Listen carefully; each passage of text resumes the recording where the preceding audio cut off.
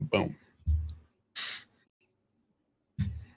Are we there? We're there. What's up, gamers?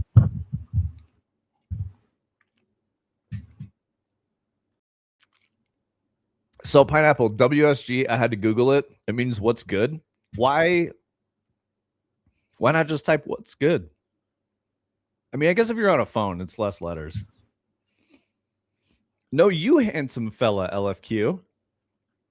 I just find it confusing when we're like abbreviating words and some of them are 2 letters and some of them are not. Yep, exactly. Like that's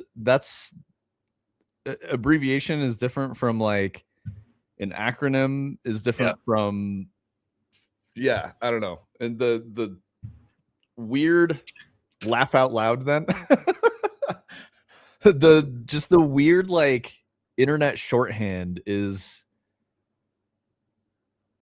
I don't know how to explain it. It's not your fault, pineapple. I know you're just using the vernacular of your generation, but it's like getting dumber. You know, like the rules don't apply. Like grammatical rules for language don't apply. There's like new ones that are getting invented. Anyway, it's not your fault. I promise. I just didn't know what WSG was. I've seen it many times before, so I had to Google it, and it told me it was what's good. Everything is good, bro. It's all good, as they say.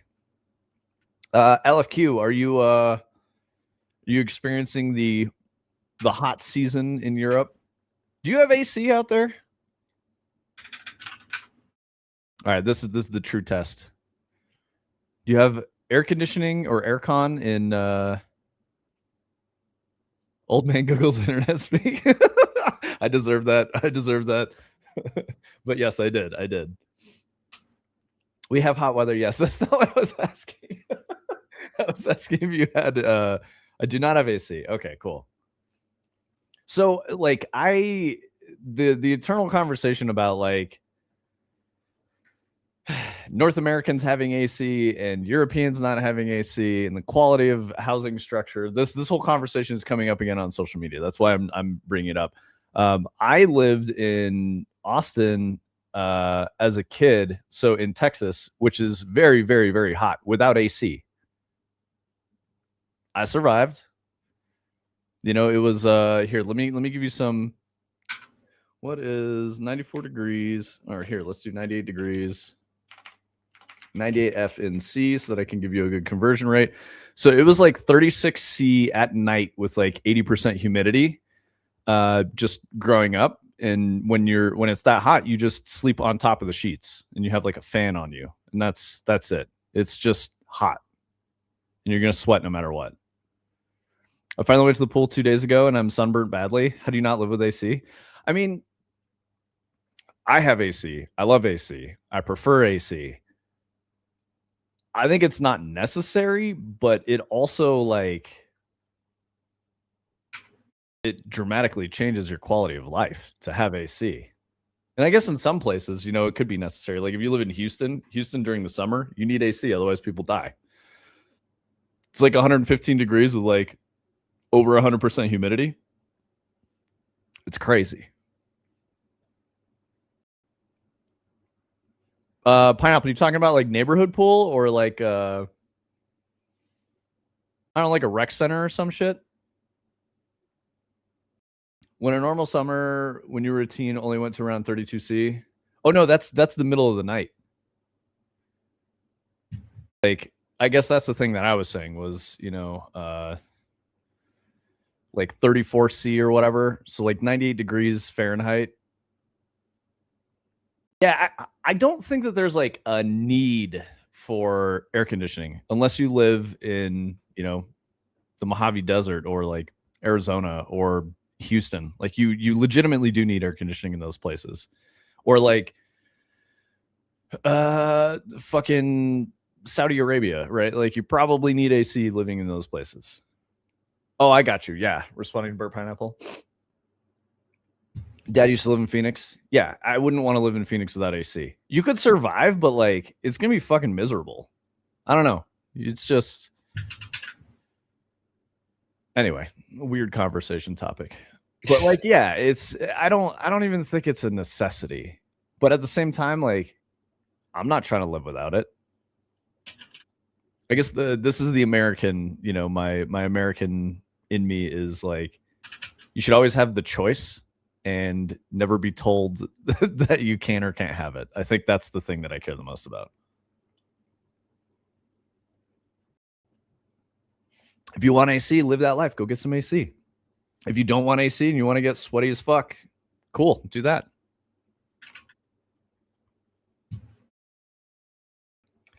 When I lived in Seattle, we didn't have it. And that's because they believe the same thing of like, it really only gets hot like 1 month out of the year. You don't need it. I mean, that's not true though. Yeah, it's more common in offensive environments, so it's getting used more now. I mean, I'm glad to hear that. I totally understand why people don't want AC all the time. Like, it's a lot of energy consumption, right? And we unfortunately live in a world where we just don't have free energy, and the energy that everything is powered by a finite resource that is a conflict material. So like when we have more ubiquitous freer energy, then everyone should probably have AC or just central air. I think is the best way to think about it, because you could do like heater only for like cold times, and then just open your windows and shit without a AC condenser. But if you're doing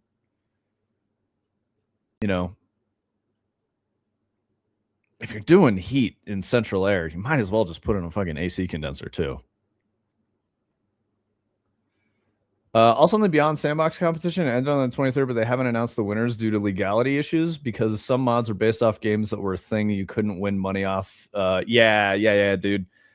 Is Five Nights at Freddy's one of those? Yeah.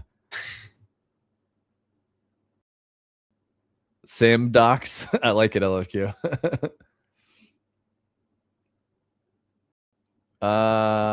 Just invent perpetual motion on the ground. I mean, like, that's a problem. Entropy is a part of physics. I can't sell the mod, but I can win competitions. Oh no. I mean, that makes sense. You're using someone else's IP without their permission. Can't make money off of that. I also understand how that can be frustrating as like a younger person and not understanding the business of it. But imagine that you did, man, get the fuck out of here. Stream boo. Burn him to the ground. Bant. Destiny mentioned. Wait, where was Destiny? Oh, that person's name? Yep. Oh god. Oh god. Diagnostic Destiny. Oh god. Report. Let's see. Chat messages. Yep. Spam. Bots. Viewbot. Advertising. In chat. Okay. The fuck was I saying? I was like rambling on about something. Okay. Oh yeah. So imagine, Pineapple, that you created the Five Nights at Freddy's thing, and you're like, this is my thing. And then someone makes a mod using all of your original ideas, and they start making a lot of money off of it. That's like potentially taking away from your market. So you want to sell your games so that you can make more games because that's your livelihood. And if someone else comes in and just copies your shit and they start making money off of something you created, it feels bad. Yeah, I'm sorry. I didn't think you were complaining. It's just more like, I guess if I were in your position, I would choose to not make things based off of someone else's IP. I would try to make original things, It makes sense to you? That's good. Okay. Sorry. I didn't mean to, adult explain to you.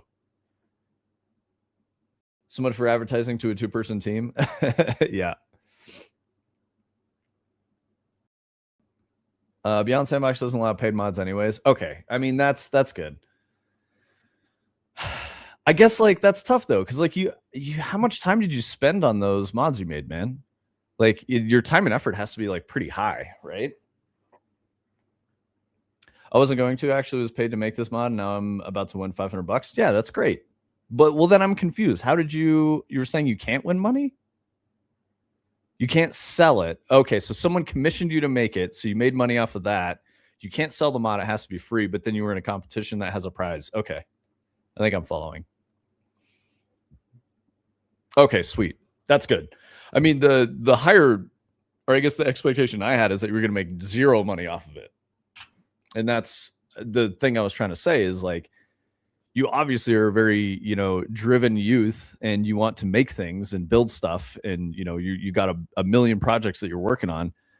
Just try to think about, how can I make a thing that has value and can be monetized in some way without doing something shady, without like stealing someone else's shit to make money.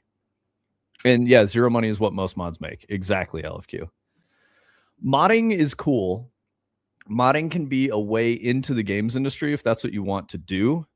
But I think, hopefully Pineapple, you remember conversations we had about getting into games as a job. You're going to make a lot more money doing something else. So I would say like get financially comfortable and make games as a hobby before you try to turn that into your like full-time job. I haven't spent any money, only 1.3 on the PC.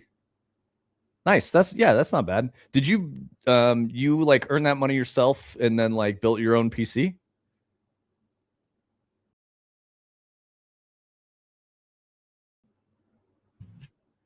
Is that how your whole situation went? 4 years of mowing and I love building it. Dude, that's sweet, man. There is hope for the future. We've got a young Burnt Pineapple going out there grinding to build his own PC. That's fantastic. That's awesome, man. No, I mean, like, that's good. You're not out here just complaining and like wanting shit for free with no hard work. That's an admirable quality. I know plenty of youths that, I was a youth like that. I was like, I just want free shit. And then it took me a while to learn, like, you don't just get free shit. You got to eat your vegetables first. And when you do the hard work, you get rewarded. What's up, Landair? Nowadays, you need to work 4 summer jobs as a teen to just afford RAM. Sag. Yeah, Pineapple is saying he worked 4 years mowing lawns to build his own PC for 1.3K. I mean, that's hardcore, bro. Good job.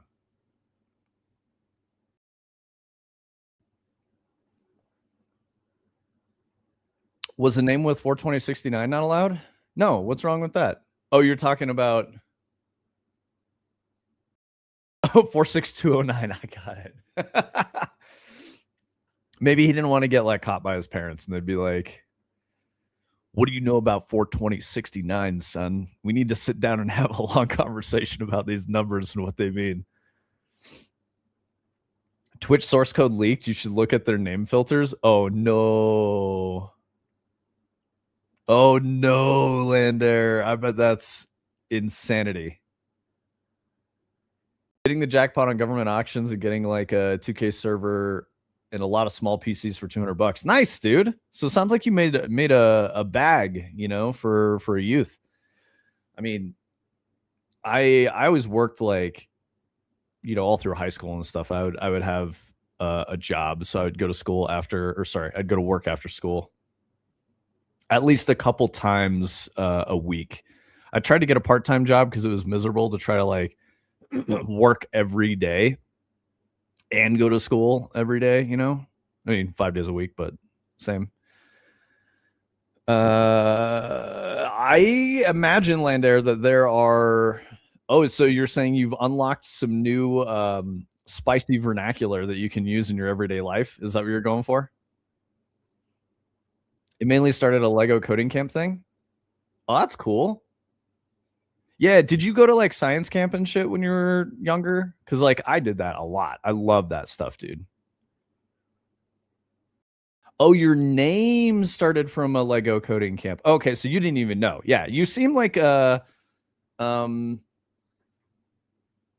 like, I want to say innocent, but that's not what I mean. Like a healthy, good family support structure, encouraged, driven youth. Like, you've got that twinkle in your eye about like, all the possibilities of your future. Like that's good. That's good. It hasn't been beaten out of you yet. Never let it go, man. Land air, yes, exactly. Actually, quite a bit with my friend, but they weren't any use to me because I knew all of it.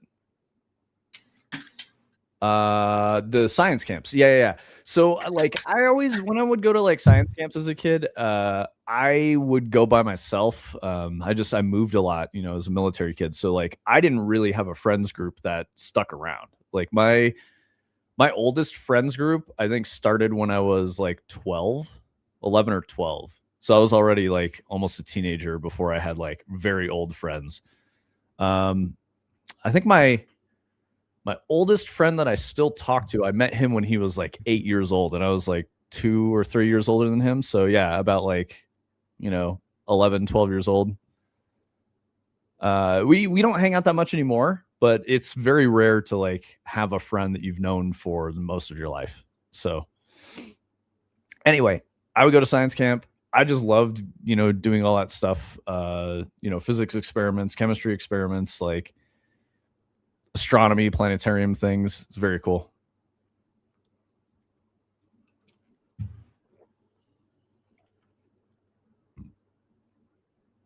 When I was younger, feeling devious, building sets that are meant for ages 4 years older than me. Yeah, no worries, dude. Have fun at Topgolf. Yeah, take it easy. Thanks for coming through, Pineapple. Actually, here at a time when we could chat for a little bit, not run over. That's great. LFQ. Oh, I've probably seen most of them as moderator for a medium-sized streamer for a while. Yeah, I bet you have. Man, that's crazy. All right, should we get into some Vigigame news? We actually have like a fair bit of things to discuss around the industry today. I think, Tony, you want to talk about UE6? Thoughts and prayers, I guess. Thoughts and prayers. Yeah. Let me just get it up here. So, shockingly, it was announced that UE6 is coming out when we're all just looking at 5.8. Yep. Okay. So that's weird. And the announcement was like UE6 is coming. Rocket League is going to be on UE6. Is this new Rocket League, or are they like? It's kind of like an extension of what we were talking about with Destiny yesterday a little bit, with like the conversation around like, do you need to throw the whole thing away and like build a brand new game with a new engine and stuff? Like, I don't know where Rocket League is going to sit on that. I don't know if they're going to somehow. I highly doubt they're going to like try to like upgrade it through from 3 to 6. They're probably just going to start over. But they're just so far. I imagine it's just going to kind of be like what like Path of Exile did, or what.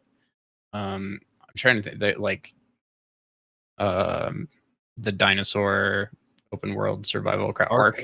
Yeah, like both of those games at one point just said like, we redid the entire game in a new engine, but like we just push an update. It's the same game. It has the same name. That's just the version that you download now. Everything is different. I think they're probably going to do that with Rocket League, it seems like. But yeah, I don't know. It was weird. Like they just was OG Rocket League on 3? On 3, yes. Yeah. Okay.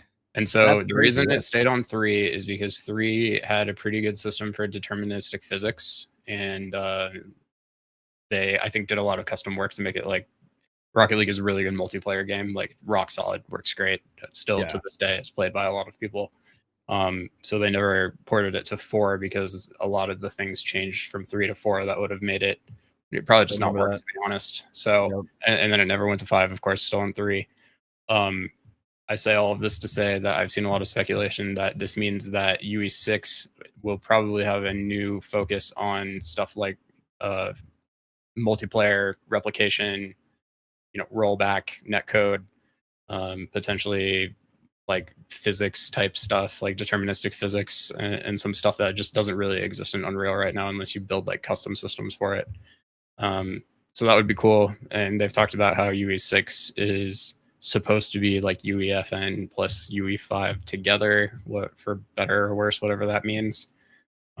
They've talked about it there being like you can have a button to publish it on Fortnite, or you can have a button to like export it as like a standalone game. And I think that's a really confusing statement personally. But Tony, yeah, some good questions. Wait a minute, what's the process for upgrading engine versions? And like Lander was saying, it probably only affects animations and code. No, it you never know what's going to explode when you're upgrading engine versions. between like UE4 and UE5, which we lived through, so I can actually speak to it from experience. I never did anything in UE3, so I can't really talk about it. If Adder comes around, he might be able to. But like between UE4 and UE5, there's definitely a few systems and functionalities and like entire like kind of frameworks that you would build stuff around that just don't exist in UE5. So like you would never ever be able to migrate those projects between 4 and 5 without effectively rebuilding them from scratch to some extent.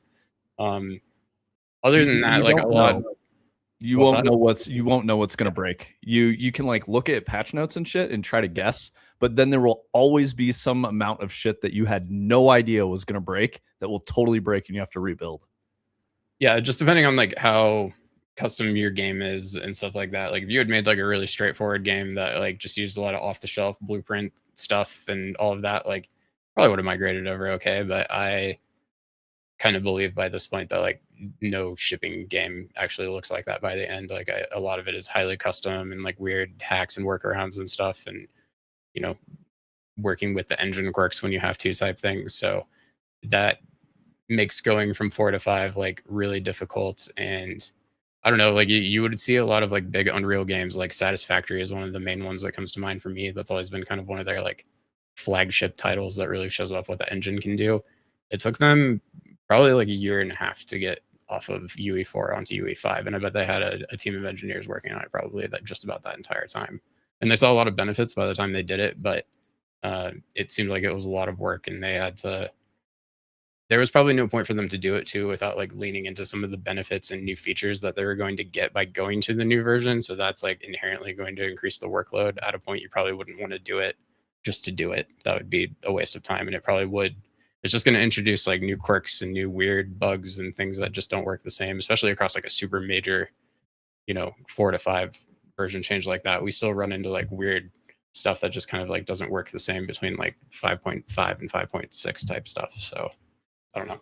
I think the best way to think about it, Lander, is if you're making a video game and you're using a box product engine like Unreal, you reach a point of no return through feature development where you're like, we can't switch versions, or like we know that on the horizon before we finish this game is going to be a new version of the game engine.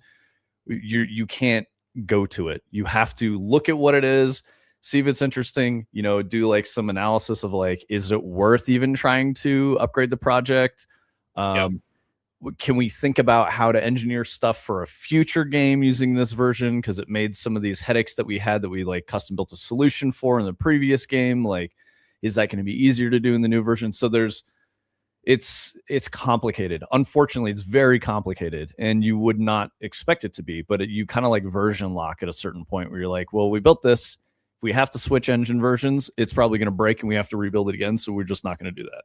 Yeah. And I mean, I definitely try to design around the ability to upgrade as easily as possible. But like, I know when I talk to Adder, like their team has a completely custom version of the engine that they're running at this point where they're like compiling the engine from source, which you can do. It's freely available on GitHub. And that doesn't mean that they can't upgrade engine versions. Like if anything, you just grab the source of the new version, and if you've got your source controls set up in the right way, you should be able to just kind of like merge your customizations in on top of the raw source code. But like maybe it works, maybe it doesn't.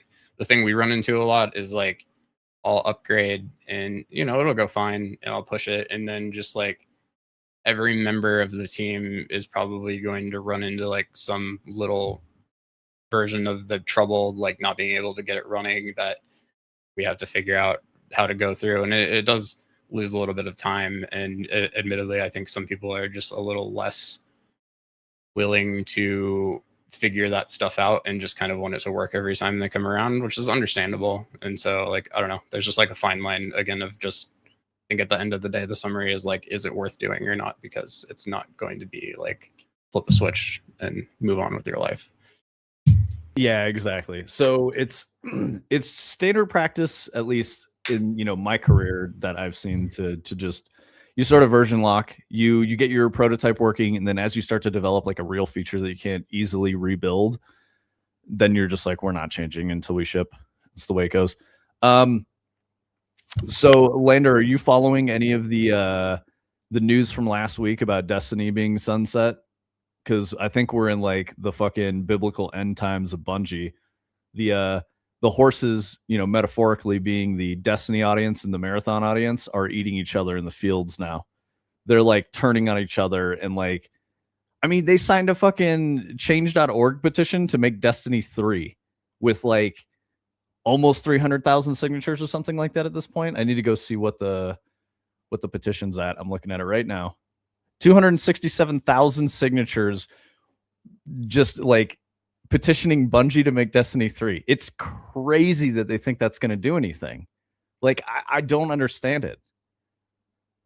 Like, this is the thing that like the gamers don't get about it. Sony's already declared a roughly $700 million loss on the acquisition of Bungie. How do you justify putting more money into that studio to make a new fucking Destiny game? Like, that, the financials don't work. It's the craziest shit. And people are like, just do it. You could just do it. Just make it. And it's like, you don't, with what? Like, you got to get resources. You can't just make things for free. Like, it's crazy at that scale, at least, right? 300,000 signatures, more signatures than unique players D2 has had in the last year. Yeah. I was looking at, so obviously this is a misrepresentation. My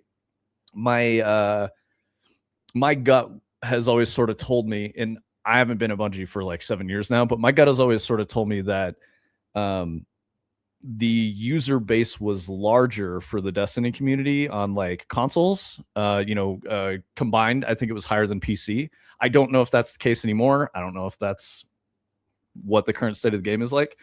That being said, Steam charts for Destiny 2 are looking relatively grim.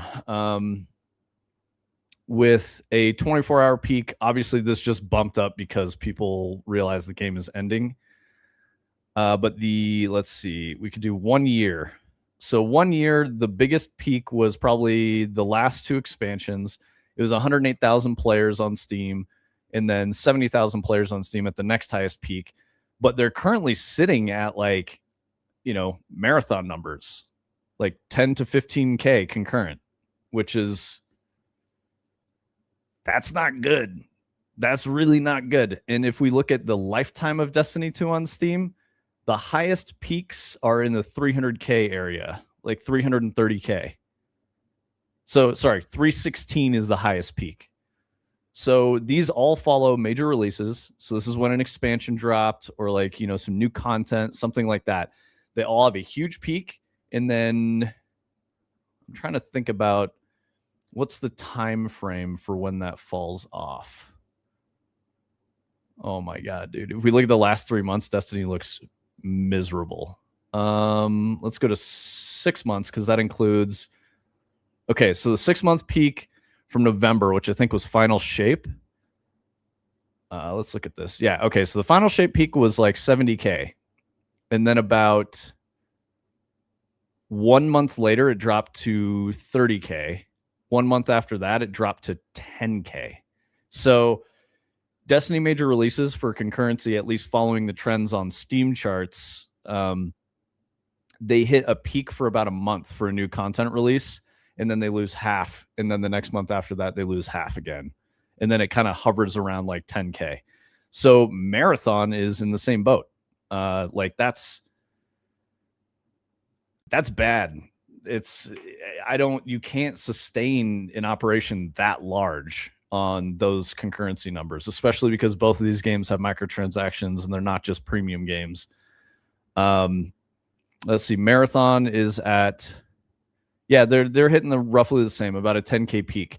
And I wonder what the overlap is for Destiny and Marathon players. Like, do people get into Destiny, do all the things for that release, and then go play Marathon?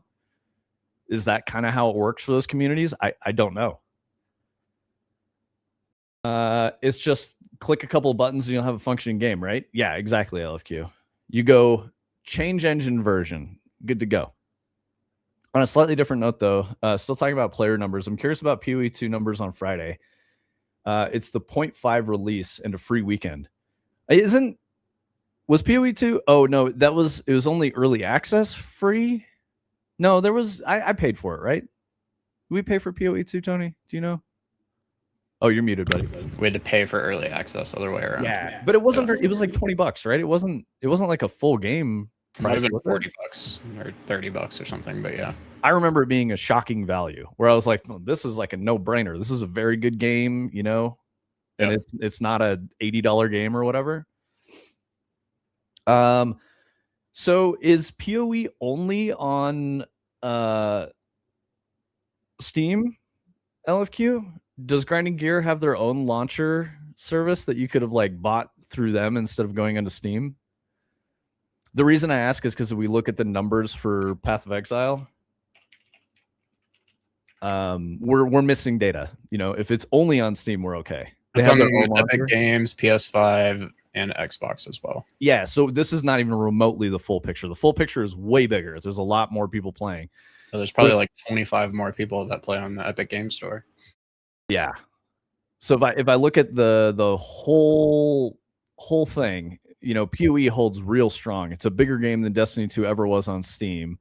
Their peak was 578,000 concurrent players, which is insane. That's huge, massive success. If we look at the last 48 hours, their peaks were lower. The peaks are at like 22K, something like that, which is still obviously that's bodying, you know, both of Bungie's games.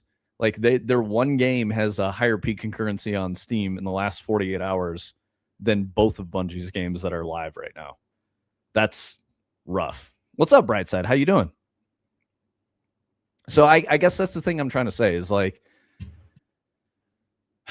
I doubt Path of Exile's development budget was in the hundreds of millions, just like it was for Marathon and Destiny. I sincerely doubt that. It's just crazy. So Grinding Gear has made a successful business model. I don't think Bungie necessarily has. Destiny 2 was obviously a very financially lucrative IP to have. It was, you know, Destiny was around for 10 years. So I guess D2's been around for 10 years. Yeah. And then D1 was around for like 2-3 years before D2 came out. Something like that. If D2 came out in 2016, I'm fairly sure D1 came out in 2014. Yeah, totally. Well, what's up, Turning Cog? LFQ, grats on first. Yeah, so we're talking about you guys missed it a little bit earlier, but we were talking about UE6 and how that was like a weird shock and like why the fuck are they doing 6 when we've got 5.8 preview right now? So wait, is it 5.8 preview or 5.8's live? 5.8's not live yet. There's an Unreal Fest that is sometime in June soon. Theory is that 5.8 goes live that day, and then they, you know, lean into the 5.6 announcement. Brightside, the answer to your question of what's next for Bungie is massive layoffs.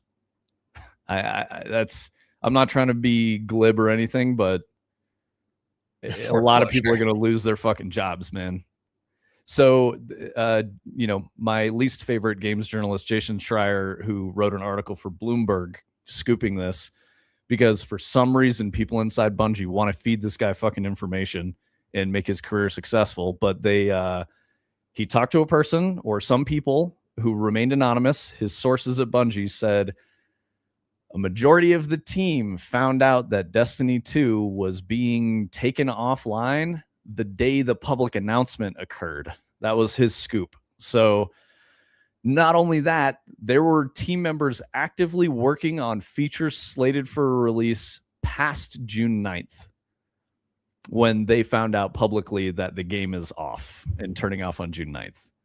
So people are going to lose their jobs. Like it's basically a guarantee.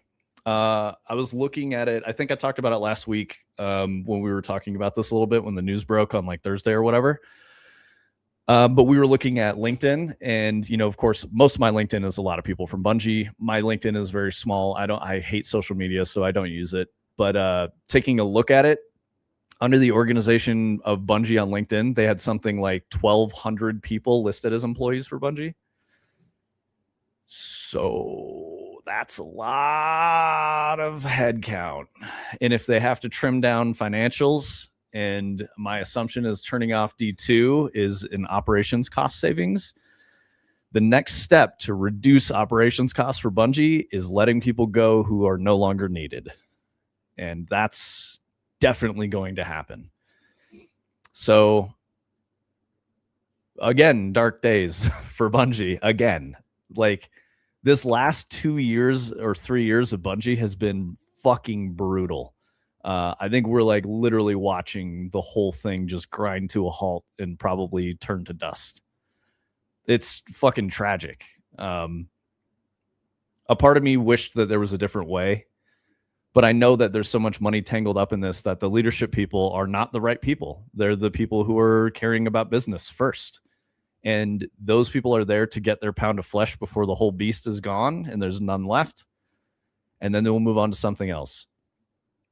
So, yeah, that sucks. It's rough. The crazier thing, bright side, is that the communities online for Marathon and Destiny are at war with each other because they're both blaming each other for the downfall of Bungie. So they're like boycotting one game over the other.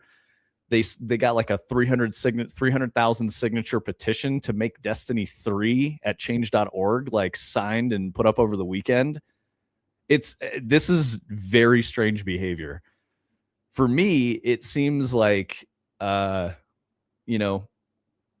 a junkie gets their drugs taken away, they start crashing the fuck out. I made that, hyperbolic statement, and then Tony sent me something that he found where it was like, this is back when Halo was first getting made, and someone on the Bungie forums who was a Marathon player was super fucking mad that they made Halo and abandoned Marathon, 20 years ago, which is kind of crazy. So that's here.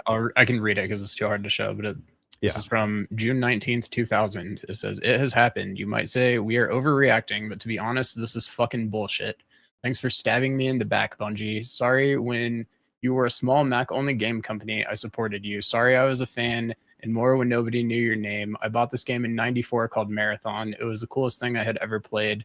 The Bungie that made Marathon is gone.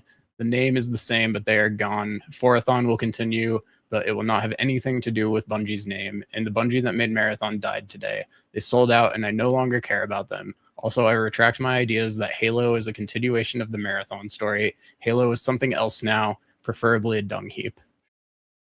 I hope that guy went outside and touched some grass in the last 20 years.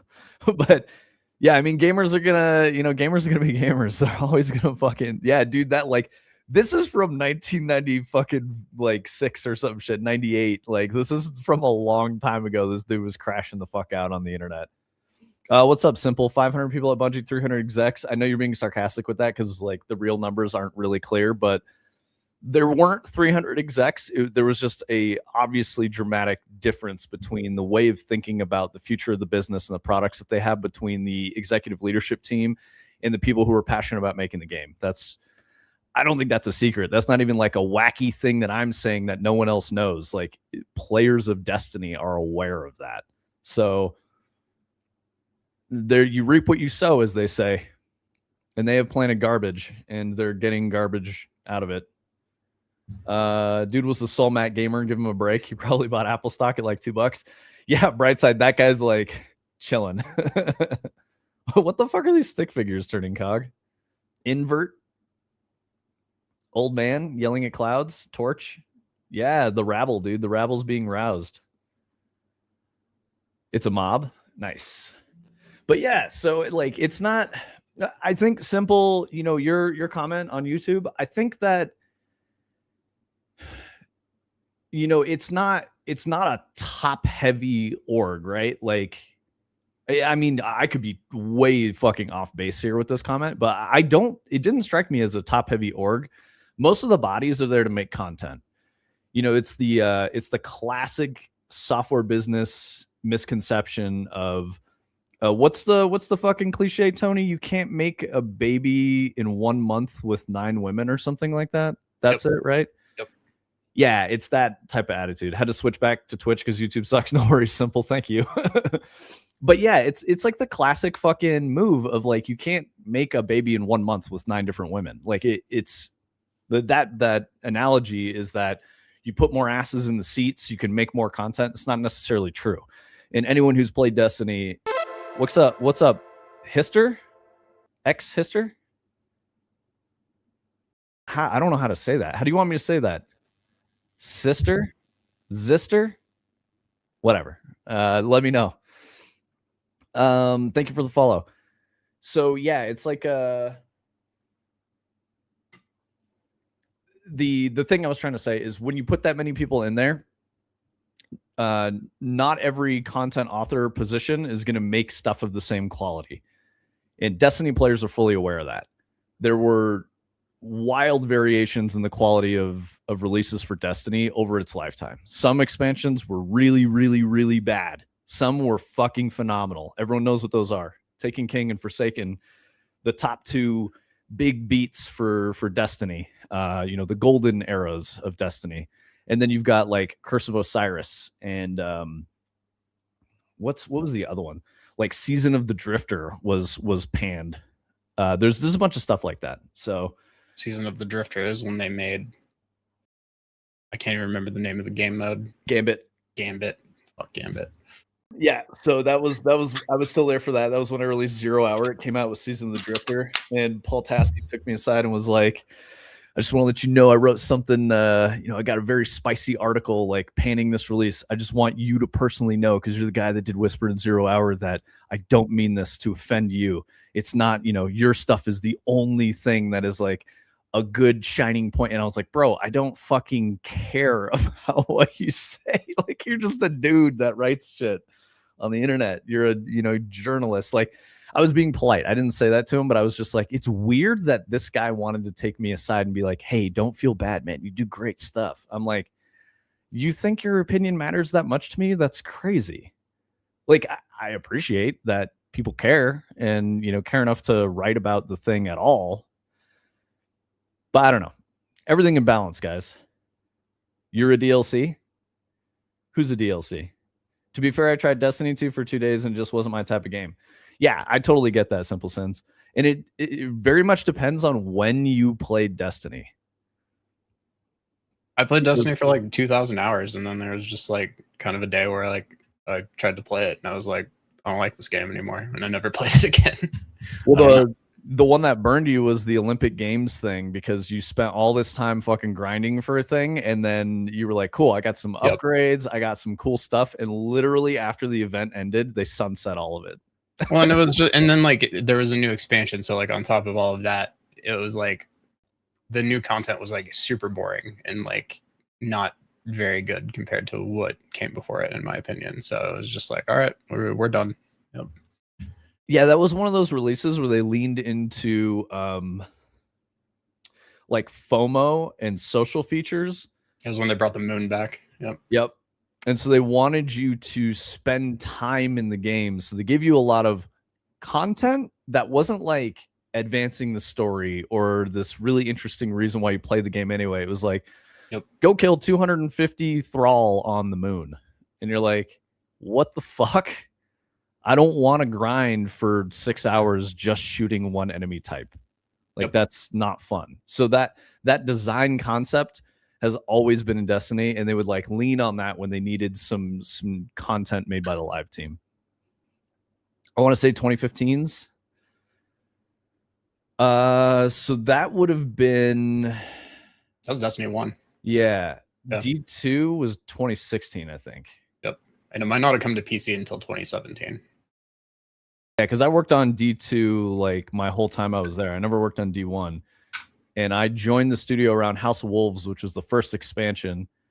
And so I was there for like the, a year and a half of D1 expansions before it turned into D2. The whole time only working on D2. And then I was there until late 2019. Chasing light levels wasn't for me. I mean, like the light level chase was like a thing that kind of mattered, but it didn't really matter all that much. I guess you needed it if you were doing hardcore raiding, you know, and trying to like be the first to beat a thing. I mean, it was like grind light levels for 3 days or something, and Yeah. then like you're just trying to get specific drops generally, I think. But Yeah. it was fun when you would go like, okay, you know, this is why I made Whisper in 0 Hour. It was fun when you could do like a cool, challenging activity to get the important drop. That was when Destiny was at its best.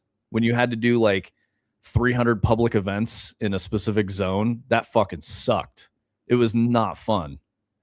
We had a crew though, like I feel like we could probably argue was like up there, like probably some of the better Destiny players, and like it was cool to play. Like we would do raids together, and like people wanted to jump on, and I'd do the Nightfall every week. I got to a point where I could solo the Nightfall and stuff like that. Like it was a fun game, and I played a shit ton of it, but just I don't know. Everything comes to an end, I guess. LFQ, you make a really, really good point. I'm all for grinding to get better, but as soon as the game no longer feels like it respects my time, I'm out. That was a chronic problem with Destiny. You'd have a release that respected your time, and then the next 3 releases absolutely disrespected your time and demanded you be there for like a full-time job. And that shit was by design. They did it on purpose.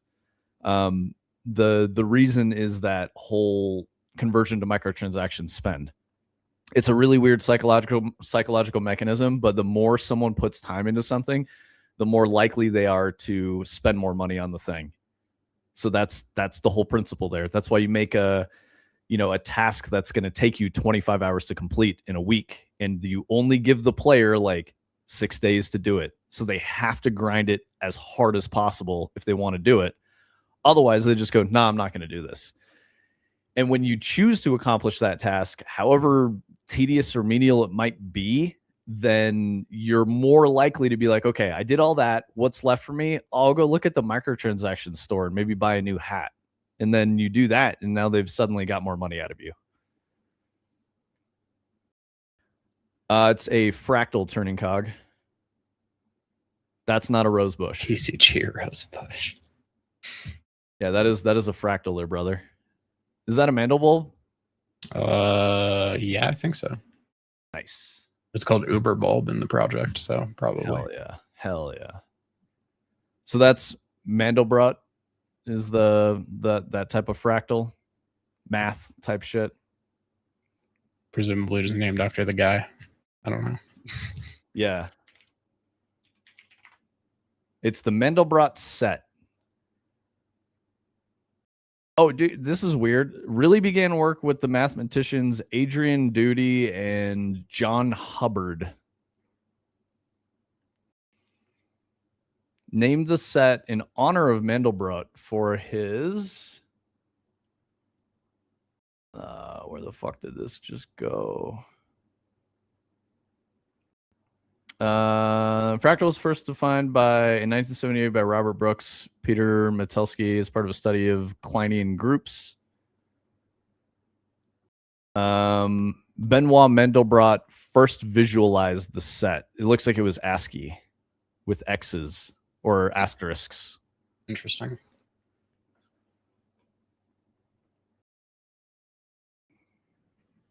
What's up, Wixer?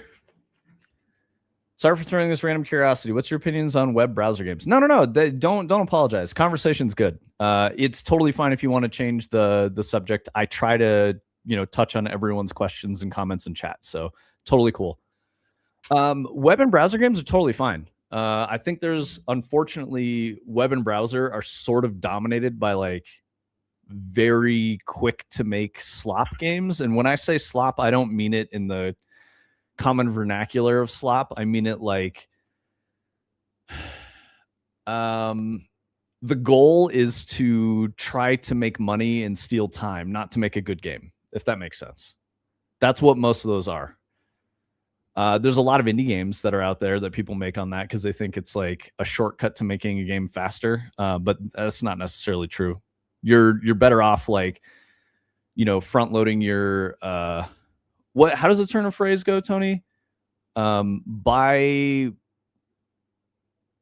cry once, buy once. Buy once, cry once. Yep. Yeah, something like that. So like you front load your time and effort into learning a more powerful tool, and you're going to be able to make better stuff at the end of the day just as fast as if you learned how to make a web or a browser game. Browser games are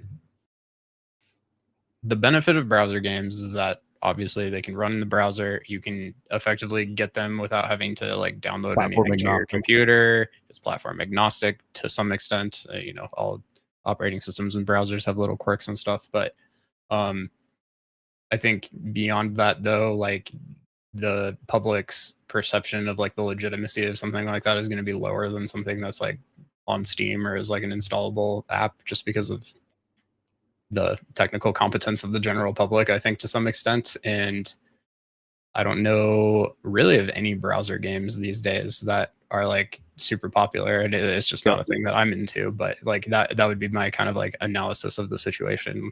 I always thought WebXR was going to be really big, which is like this technology that effectively allows you to like view VR content from I thought that was going to be big too. Oh, it was going to be huge, and it just like has never really taken off. And I think the technology is really promising, but like I don't know. The most prominent browser game I can think of off the top of my head is RuneScape, and people don't play it in a browser anymore. They play it in a client. Yeah, that's you can get it from Steam. So like those would be the things I'd be thinking about. And if you're gonna build a browser game, maybe just be kind of thinking about the fact that like there's a lot of technologies that would allow you to take something that you built in the browser and publish it in a variety of other ways. But of course, you're going to be using an engine that is probably JavaScript based ultimately at the end of the day, which is probably not the best option for making a game, but there are some really good tools for it these days. So I don't know. I know we're not saying anything too positive about it, but you asked. So yeah, I think there's something of an anachronism, if that's probably the best way to think about it. Like there was a golden age for browser games. Think like office workers, you could load up a browser game and play. Like everyone has a phone now. Phone is way more powerful than like, you know, you can just play a phone game. Do and people like play Wordle on a browser or in an app? I think you can do both. Okay. But I was trying to think know. of like a modern like browser game that people still play. Wordle, GeoGuessr. GeoGuessr I think actually has a client too now. There's like the Neil.fun games, which is like the password game, and like those ones that you always see the streamers playing. Those are kind of the only ones I can think of now. But yeah, take it easy, Brightside. Simple Sin says, I'm thinking about doing an icebreaker event in Tarkov, but I feel burnt out and the FOMO is real. Is it a time limited event, Simple, or like I thought icebreaker was just around forever? Or is there like you're not going to be able to do icebreaker all the time? Yeah, I kind of thought it was just here, but I'm looking. I'm thinking, when Newgrounds was new and hot, I played browser games, but if I'm at the PC, I'm going to play a PC game, but I'm not the average gamer. No, I think you're right, Turning Cog. I think that was like a different time. You know, there was a reason why we were playing browser games when we were playing browser games back in the day. Yep. And I don't think that ecosystem exists in the same way anymore. Everyone's got phones. You can play a better quality game on your phone than you could a browser game at the time, you know?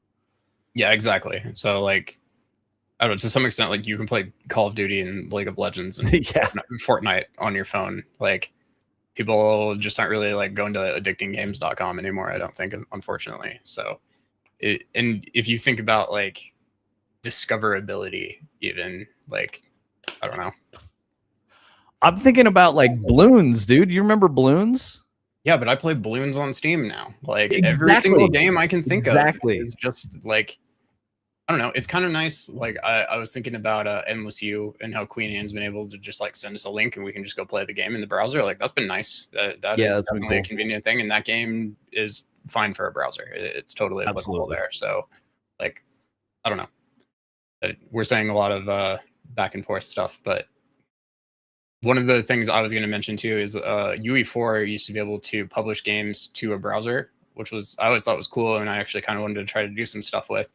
They completely got rid of that functionality in UE5. So it doesn't exist anymore. And I've seen like attempts for people to port the old technology from 4 to 5, but it doesn't really exist.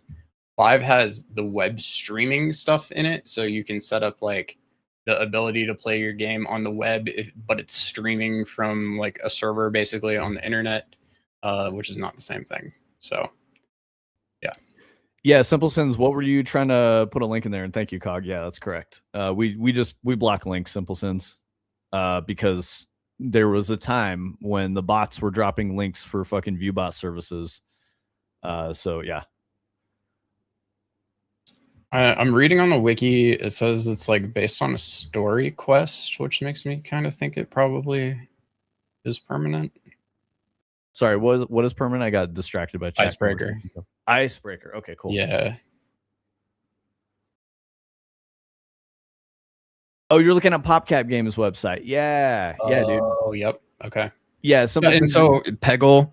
Yep. Plants vs Zombies, like Insane Aquarium, like all those games. Again, you just see people play them like on Steam now because that's where they sell them. It's just better. So it's interesting. Yeah, I hope that answered your question, Wix. Or like, if you want to chime in, like, share your thoughts, man. It's always good to have like a conversation. And Tony was saying we are going kind of back and forth on the thing, but that's how we do. We try not to speak in absolutes of like bad, no browser games. Like it's just there was a time, and I don't know that the time's around anymore. The thing that I like kind of keep coming back to is like people still make browser games, but they don't make them on browsers. They just publish them on like game platforms generally. But I think people aren't making shit in Flash anymore. But like some of like Phaser and some of these like JavaScript game engines or like Game Maker or stuff, I think kind of fall into that category where just make it really easy for you and make it approachable with a framework. So Wix, you may be unfamiliar because I know you're newer to our community. There's a community member named Queen Anne. She comes around, relatively often, but she's been working on a game for about a year, probably a little bit less, but I'm not sure exactly what her development time frame is like. It's called Endless U. It's in our Discord. Let me drop a link for you. And Wix, I've been a web developer for like over 10 years now, so like I'm very web pro. Like I think web and browser stuff is awesome and is really accessible these days, but I've just understood through doing a lot of this stuff in my career that especially like the end users and like normal people really these days want apps. That's kind of I think what it boils down to a lot of the time is like if it's not an app, like there's some people who almost kind of like will disregard it or like don't really understand how like you could still access it just from the browser on your phone or something, and you just got to kind of play into that public. So I think the consideration, Wix, you said you were building a web game. You just have to be aware that your audience is going to be even more niche than you might expect. Like there's going to be even fewer people that will discover it or understand it because it's a browser game. Like think about the kids, playing games nowadays. Are they playing browser games? They're probably playing phone games more than anything else. So that's the reason why these things shift towards apps and people make an app that gets them into the game, and it's not just playing in a browser. So how far along are you on your game? And time is not a good measure. Try to think in like milestones of playability and like, do you have a vertical slice? Do you have a horizontal slice, which is the whole game is playable end to end, but you've got like cubes and boxes in some levels instead of like an actual finished art and stuff like that. How far are your main gameplay mechanics? Those kinds of things. Because you could potentially pivot that over to like Unreal and then learn a very powerful tool that will let you build a game like a browser game or something all the way up to like AAA 3D, highest fidelity next gen graphics and shit like that. You can do all of that with Unreal. Or just like even consider like if you are building a browser game, quote unquote, I'm gonna translate that into I'm building probably a game in JavaScript. Yeah. At the end of the day, publish it on Steam, publish it on itch, publish it on Android and iOS app stores. You absolutely will have the ability to do that. You can use like Expo or Cordova or any of these things and problem solved to some extent. Like I don't know, you don't need to be defined by a browser game. I think you're more again making a JavaScript game or like a Phaser game or something like that, and you're not really limited to publishing on the browser. So, and browsers have like weird like volatile storage. There's technically permanent storage that you can access, but you can't guarantee that it's not going to get erased by something at some point. And there's just like other kind of things that you can benefit from by like running an application on a system, not necessarily running it in a browser. But there's always ways around these things too. But just a lot of stuff to think about.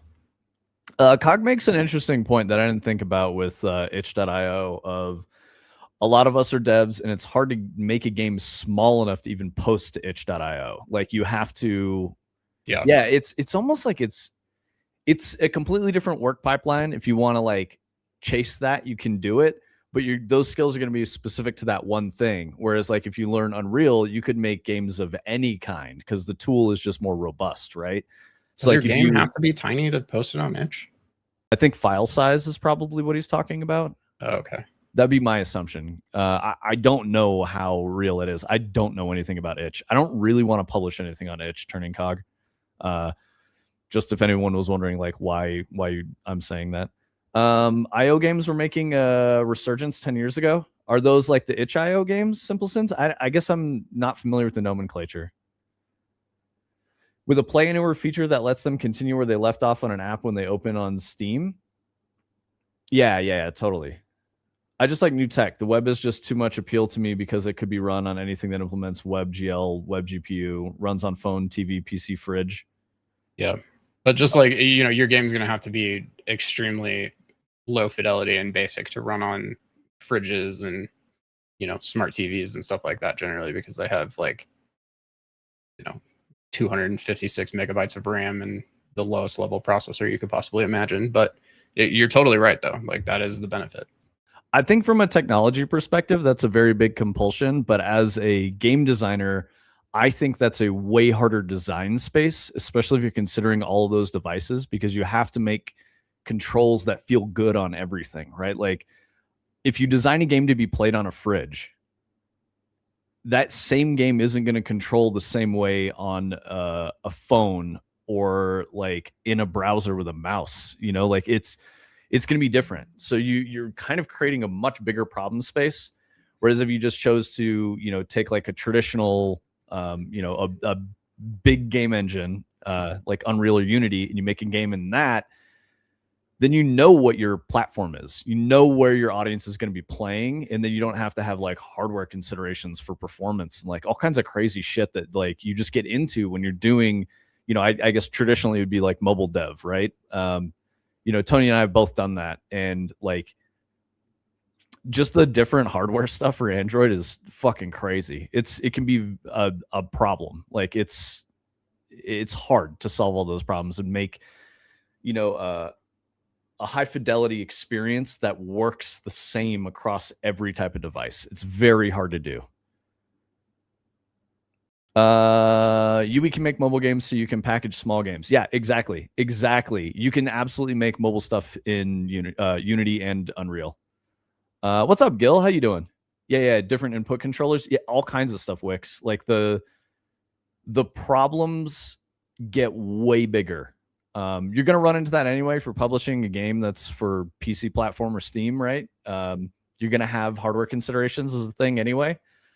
But the amount of hardware considerations you have to have for a mobile device, just a mobile device, not even like IoT devices, but just a mobile device is absolutely absurd when you're looking at Android. It's rough when you're looking at Apple, but it's far worse when you're publishing anything for Android platforms. How you doing, Gil?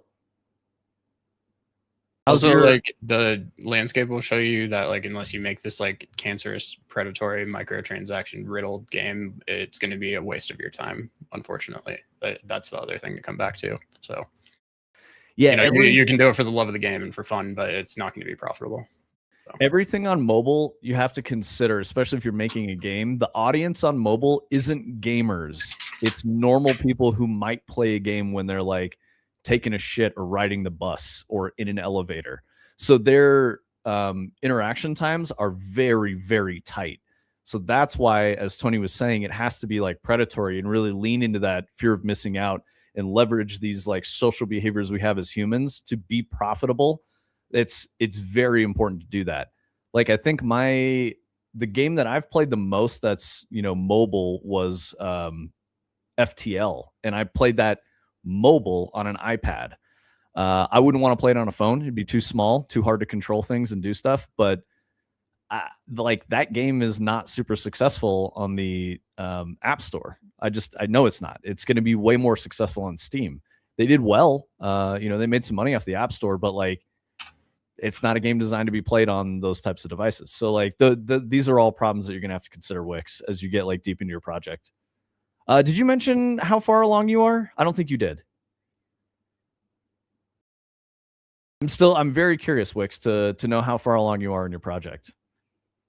I'm not about the mobile dev life, because I can't bring myself to be that predatory to succeed. Yeah, I mean, Turning Cog, you don't necessarily have to do that, but you're taking a risk, if you don't make it, if you're not using these, successful mobile marketplace, design concepts, you're at a disadvantage. Everyone else is, and the mobile market is saturated.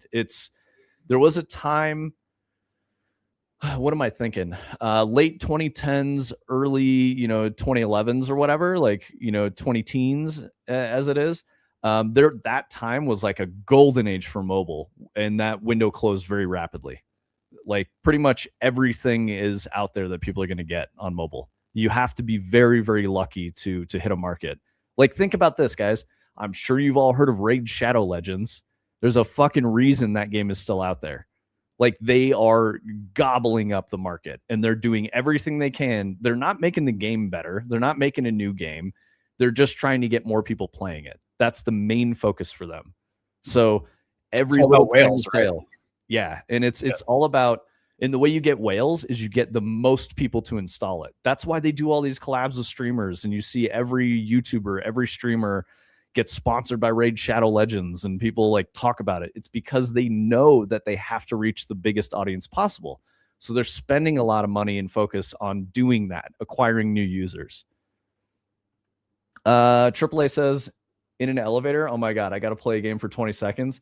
That's how normies play games, dude. You could do a Candy Crush level in an elevator for sure. That's why King was fucking huge. Like, they made a game that normal ass people can play who would never play a game otherwise. And then, if you guys recall, when I was getting mad at the analytics firms talking about how they qualify gamers and including that type of gamer in there, saying they make up the majority of the market, is fucking crazy, because those are not gamers. Those people aren't spending money. They're playing a free game on their phone for like less than an hour a week. I mean, I guess in their statistics, they said more than an hour a week, but at a minimum an hour a week. And I'm just like, if you're playing an hour a week of a video game while you're on your commute, you're not a gamer. You're not playing games as like your main hobby. It's just a time killer affectation. You could read a book instead. Like, there's plenty of shit you can do in that time. Candy Crush is like the quintessential, like, scientifically designed to be addicting and like trigger your serotonin in your brain and stuff. I remember reading. Absolutely. Yes. And a lot of those things are really important. They make a good game even better. But if you only do that, you don't necessarily need a good game. I mean, that's like, how slot machines are designed, right? Slot machines are very, very much leveraging that feeling that people have, like all the mechanisms Tony was talking about, flashing lights and like pleasant noises, and like this feeling as though you've done something when you actually haven't done anything. You touched a button. You made no choice. You made no like personal growth. You didn't use your brain. You just touched a button and you got rewarded for it. Think of like animal testing, when they condition rats to like hit a button, even if they get shocked or whatever. It's the same shit. It's the same principles applied to human beings. There's a line about how like they can wire a rat's brain where if they hit a button, they have an orgasm, and if they hit a different button, they get food, and they'll press the orgasm button until they die. They'll never press the food button. Yep. Queen Anne, hey, how you doing? We were talking about you earlier. Okay, so Wix, this is Queen Anne. Queen Anne is making a game called Endless U. She's posted some links to it in our Discord if you want to check that out. Queen Anne, I'm just kind of like trying to gas you up a little bit here. But yeah, if you want to take a look at another dev who's doing some mobile type, dev, Queen Anne's building the game over there. So, take a look. It's called Endless U. If you just kind of want to see what some other people are making. I'm aware of Unity, Go.cool are able to export to web. I'm making notes. I love the back and forth. Of course, Wix, anytime, dude. At the very early stage, foundation level, making game design, laying down solid framework, yada, yada. Cool. That's great. The reason I'm saying that is because you could just do it in Unreal. And I think Unreal's the best tool. So go start trying to do your stuff in Unreal. It'll just be better for you in the longer run. Sorry, Gil, you said I'm doing some crazy stuff working on 2 projects so I can procrastinate by working on a different project. Hell yeah, dude. There's the pendulum. It's like, you know, the 3-layered pendulum that goes all fucking crazy. There's like this graph that's like main project, and then it's like side projects all around it, and it's like the pendulum's just going crazy, and it like ends up in main project for like a second, and then it's always in side project. I don't know. That's how it feels. Mocap says this is the way. Yeah, Gil, you worked on slot machines, right? That's what you're talking about? They even push condensed oxygen. Oh shit. Oh, into like casinos, yeah, absolutely. There's like a physiological response that isn't just the behavioral conditioning. That's what makes you be like, I feel fucking amazing right now. Yeah, you're like, absolutely. Yeah, you just got a hit of fucking O3, like straight to the brain, dude. Yup. Wow. 100%. Yeah, I know they did smells like aromatherapy and like temperature control and other things like that. I knew that mattered a lot. And that's the reason why casinos are all dark with no windows, so that you don't know how time is passing. Yep. Mm-hmm. Tony but didn't Tony say Unreal 5 doesn't have web export? I mean, you could get Unreal 4. Yeah, you'd have to do UE4. Which, like, for like a web mobile totally browser style game, like UE4 is going to be probably honestly preferable in some ways. So in casinos, yes, they have no windows, so you can't tell how late it is. Exactly. Yeah, we're on the same fucking brainwave, Queen Anne. Mocap, how many projects you got that you procrastinate in when you're tired of working on a different on a hard problem? You know, Gil says I'm on day 21, documented each day, and it's actually super productive way for ADHD. I just switch every time I feel bad. I don't want to work on the other project. You just got to follow your passion, dude. Just keep going. Yep, that's the secret. That's a thing that I learned too, is like when you're forced, so in a creative endeavor, when you're forced to work on something that you don't want to do, you're going to make garbage because you're just trying to get through it, right? It's like fucking hard. It's really hard. So you have to balance, like, you know, when you get stuck and frustrated, work on a different problem. And then, you know, when you get stuck and frustrated there, or as you're working on it, you might have this like flash of inspiration, be like, I know how to solve that other fucking thing. You know, like this happens with Tony all the time. And then Tony's like, I'm going back over there to fix this because I figured it out. So you remember how in the city sample project, I always thought the windows were a mystery and I could not figure out how to control the windows.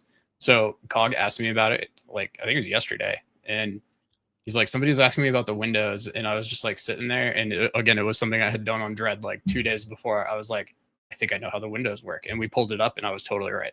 So hell yeah, dude. Yep. And that window exploration was like, fuck, dude, that was probably like 3 months. The first streams we ever did. I remember that. We made some videos about it up on I think it was like a YouTube short.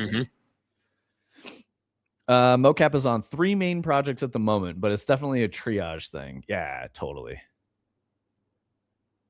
I've been pretty good since we started Dread about like I do work on the stream project, which is technically what you're looking at right now.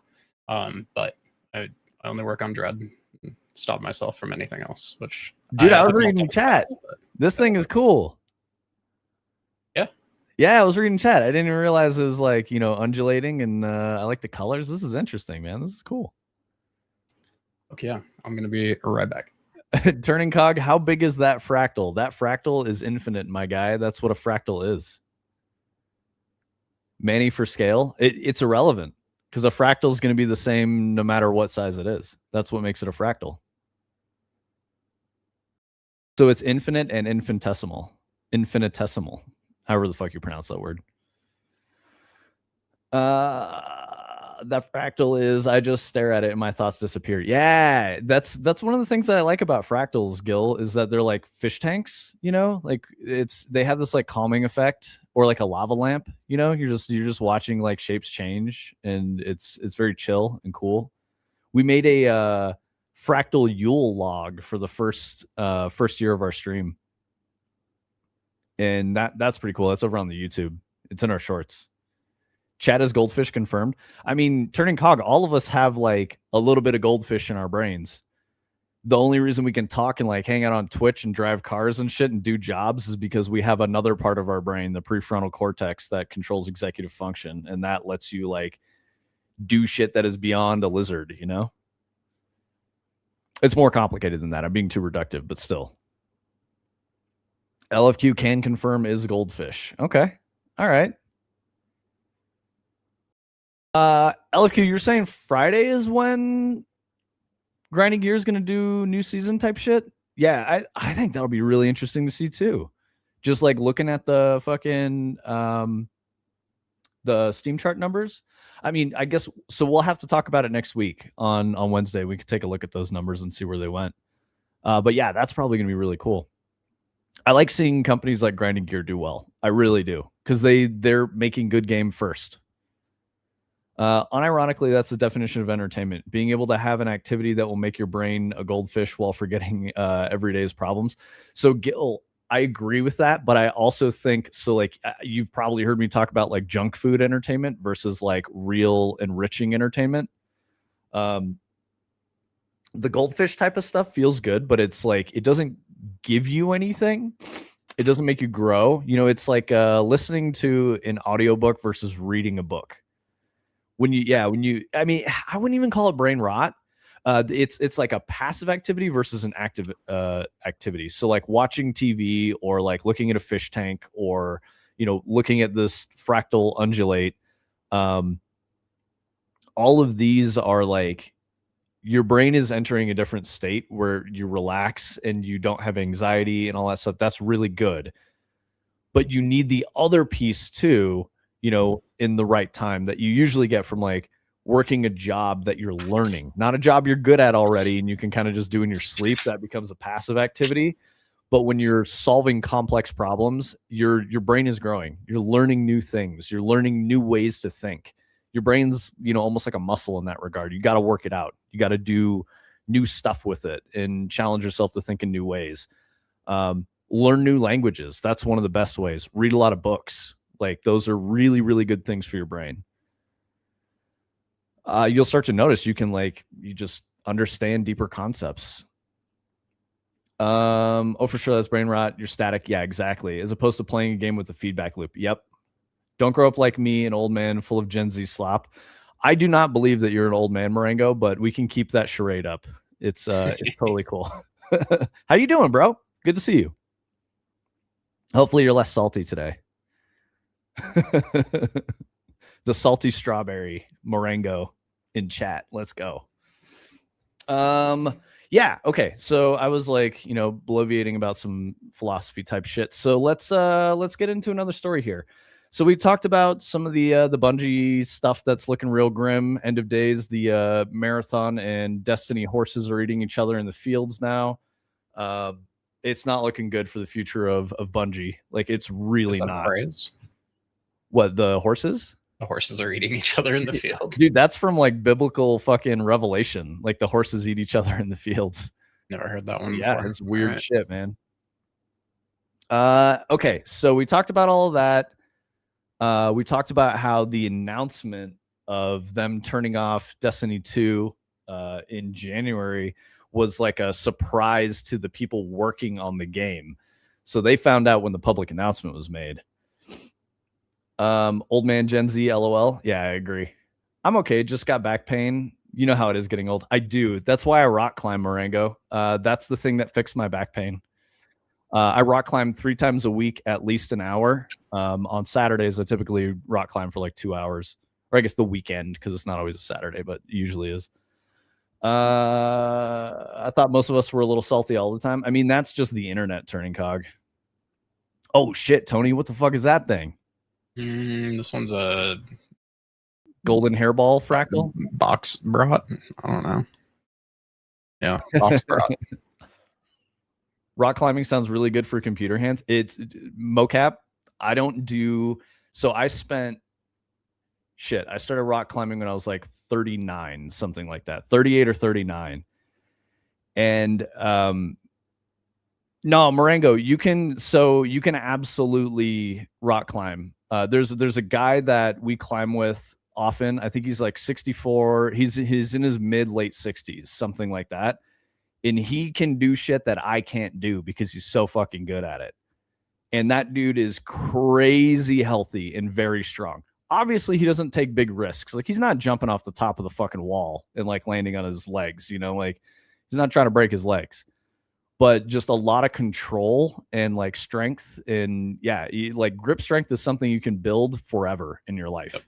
We got my mom to go, and it was really good for her. She's like really scared of heights and like was like really weak, and she started going with like me and my sister, and she'd go with like Vincent, Aaron, and stuff all the time. And it was really good for her. She had like had a foot surgery that it kind of helped her like do her physical therapy through and stuff. So yeah, definitely any age, any body type. I've seen some like real big fat people come and climb with us and lose a bunch of weight and get in shape and stuff. So anybody can do it. The start sucks. I will admit that the start sucks. It feels really fucking lame. You're just going up and down a ladder a bunch of times, and I don't mean a literal ladder, but it's like similar to basically the climbing level a ladder, exertion of climbing a ladder. But you go up and down that ladder 4 times in a row, and you're like, holy fuck, I'm cooked now. Like, so you just got to start somewhere, and then you can start like, hanging upside down and doing all kinds of weird shit. Marengo, you make a good point though. If you're older, I would not advocate outdoor climbing. It's a really, really good way to fuck yourself up badly. Indoor climbing definitely still carries risk. I mean, when I started, I was like 3 months in, and Tony came with me to the gym, and we boulder. I can top rope. I know how to belay and tie knots and shit like that, but I just don't like it. I prefer to boulder because it's a lot more hardcore, shorter distances. I don't like being in a harness. You don't wear a harness when you're bouldering. You're basically free climbing when you boulder. But when we were there, I remember we were there in the morning, and we heard like a yelp and then a thud. I was like, I don't know what story he's telling right now. Now I do. Yeah. And everyone was like, yo, what the fuck was that? And like people ran over, and this dude fell from the top of the top rope wall because his belay partner didn't have him. He didn't have him like locked in and shit. So they'd made a fucking mistake. And this dude was like taken out on a stretcher and a neck brace. I think he fell like in a seated position from like, I don't know, probably 40 feet. Something like that. It was high up, and it was bad. So you can still get hurt really bad even with pads and ropes in a gym. That's why I prefer bouldering. You can still hurt yourself bouldering. My wife broke her ankle just jumping off the wall, but that was kind of on her. Like we've talked about it a bunch. She wasn't really paying attention to her landing, so she just rolled her ankle really bad and broke it. Minor fracture and sprain, like a medium sprain. When I do top rope, like the entire time, I'm like, what if I didn't tie the rope right?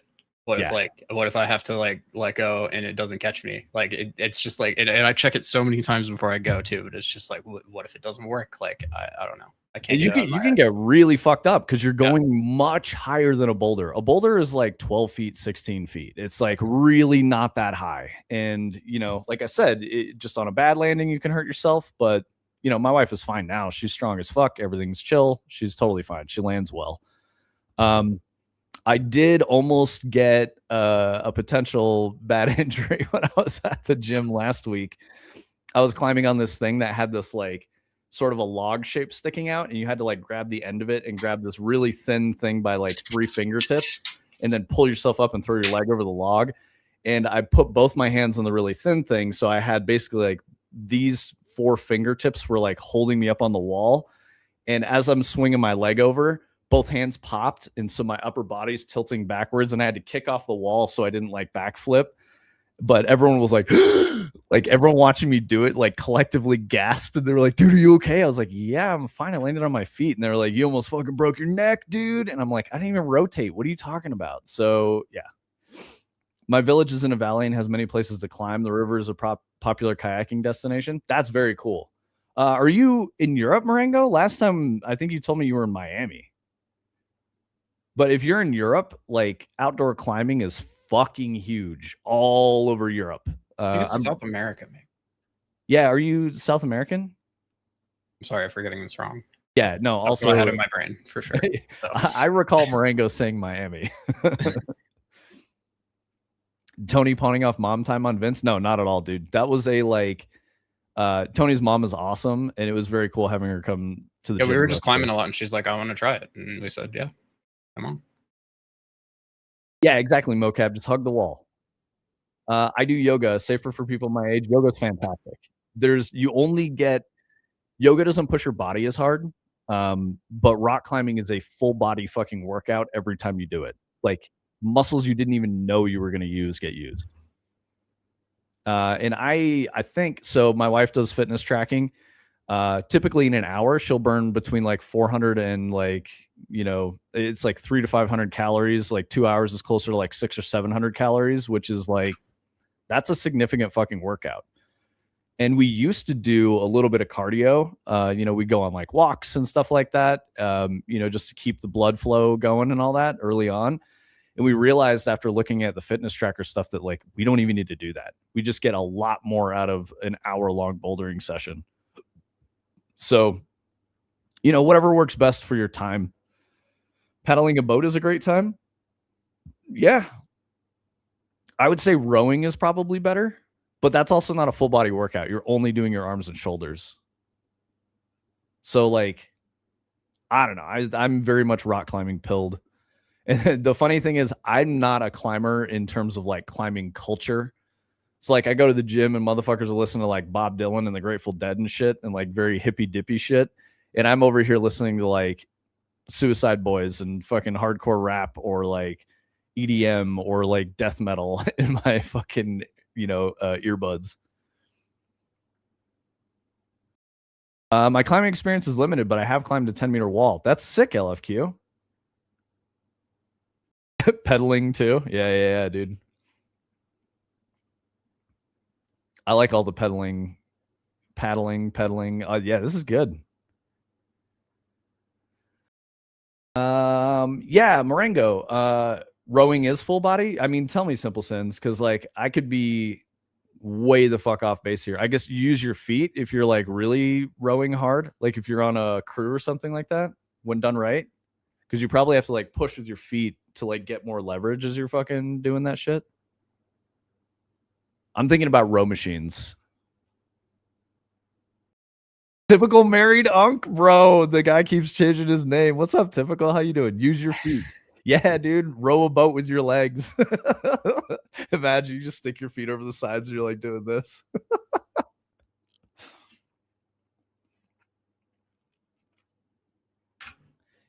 Marengo has like vanished when we started checking his facts. I want to know about your village, Marengo. Tell me more.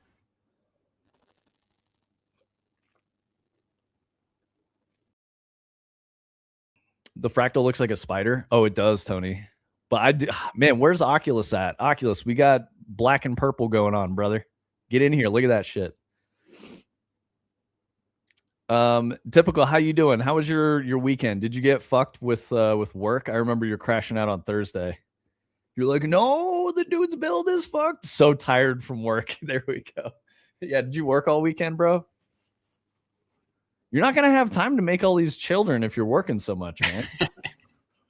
You gotta fucking balance your work-life balance. It's got to get under control, man. And making them doesn't take that long. Speak for yourself, Tony. It's the raising them that you got to worry about. Yeah, that's true. That's true. Making them's the easy part. Oh no, the Indian managers micromanage the fuck out of you. I'm sorry, Typical. I'm sorry. Yeah, I can imagine. I can imagine it's fucking brutal. LFQ, so did you go to a gym when you did the 10-meter wall thing? That sounds like bouldering. No, 10 meters is like, no, that would be top rope because that's like 30 feet. I mean, I know it's more, but yeah. Work balance. Thank you very much. That's fair. I think take it from an old man. I think it should be, your life is about the experiences you have and the people you share them with. It's not about the job you do. You know, obviously we have to balance that. It is important. Hang on, I'm gonna allow that. You're good. You're good, bro. You can say that word. I think I need to take an 8 to 10 holiday to have my zygote count on point, because with the kind of stress they're giving me is unable to make babies. Yeah, bro. What's your fucking holiday benefits look like? Typical? Sounds like you just gotta grind your fucking face off. Turning cog, you like that I said zygote? No, it was when I was a Boy Scout. We were at camp and that had a wall. Sick, dude. Yeah, LFQ. That I climbed when I was a kid, because you know it's a very like normal thing for kids. Like, you know, we're monkeys essentially. So like I'm using that as vernacular. I'm aware that we are apes and not monkeys, and I know there's a difference. But yeah, we're monkeys. We want to climb stuff. Like, it's in our genes. So it's really good for kids. Not just cog out here getting automated. Yeah, I guess biology turns of phrase or whatever, biology words are not allowed by automod. Typical. I was asking you about how your weekend went, and I don't know, making, you know, snarky comments about things. I don't even remember, bro. I'm sorry. I hope you're doing well. Yeah. Okay, so we've got the purple fucking spider fractal. I really like this. These colors are sick. I also might not know how the scout system works in the US. Is Boy Scout a certain age group? Yes. So LFQ, we had Cub Scouts and Boy Scouts, and Cub Scouts were like very young, and Boy Scouts are, you know, probably like 13 to 18 kind of age, or you know, older scouts can be older in their 20s and whatnot, but people typically exit the program by that time. It's very rare. But the highest rank would be an Eagle Scout. Boy Scouts has kind of gone in a weird direction in the US, unfortunately. Bad things for kids, you know, bad people hurting kids type shit. As usual, I was in office on Saturday from 9 a.m. to 11. Oh my God, dude. I think I was talking about work-life balance, typical, and saying that like you need to chill. You got to make sure you take time. Oh, that's it. I was saying life isn't about the job you do. It is a part of it, but it's about the experiences you have and the people you share those experiences with. That's the most important thing. That's how you're going to find happiness. Wasn't it air quotes Boy Scouts now? Yeah, it's really weird, simple. It's not the same program it was back in the day. Made sure to fix the pipeline anyhow on Saturday, so I could have gotten 1 day of rest. Okay, that's good. That's when I was at the wall climbing. Okay, so like much younger. Okay, so when I was a leader for a Boy Scout group. I got you. Okay, cool. So you were probably like some kind of teenage, you know, like 16, 17, or 18 is my guess. That kind of maps to North American Boy Scouts, or I guess US Boy Scouts. The kid went to Boy Scouts and they basically gave all those kids participation trophies without actually doing, so we stopped.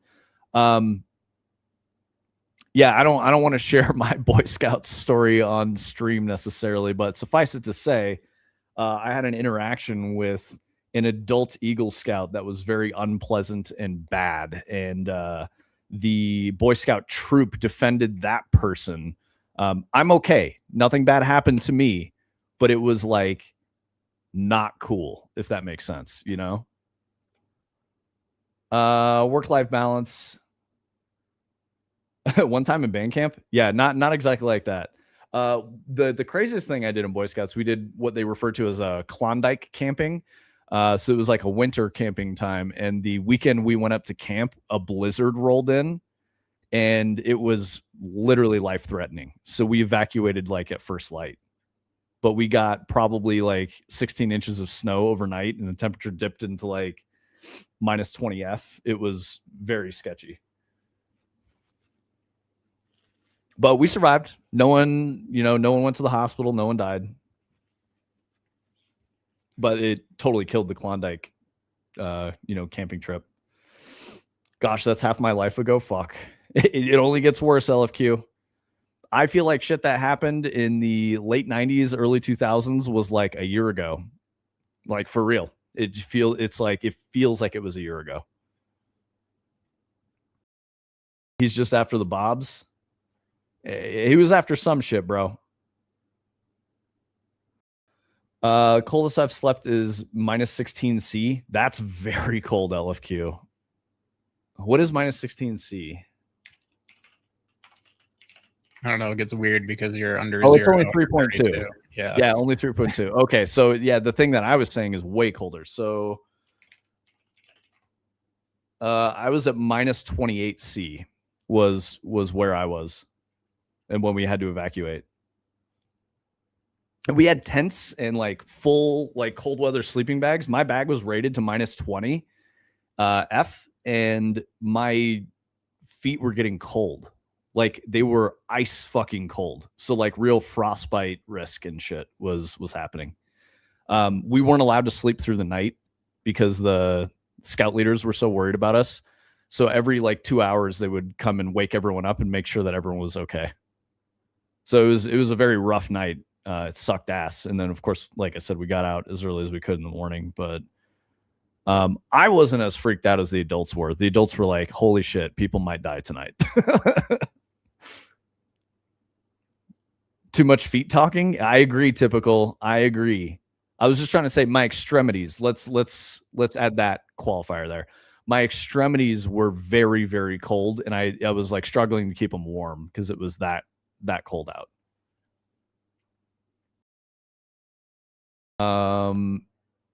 Craziest shit I did in the cold was sleeping in minus 10C with a summer sleeping bag rated for +5. Dude, that is crazy.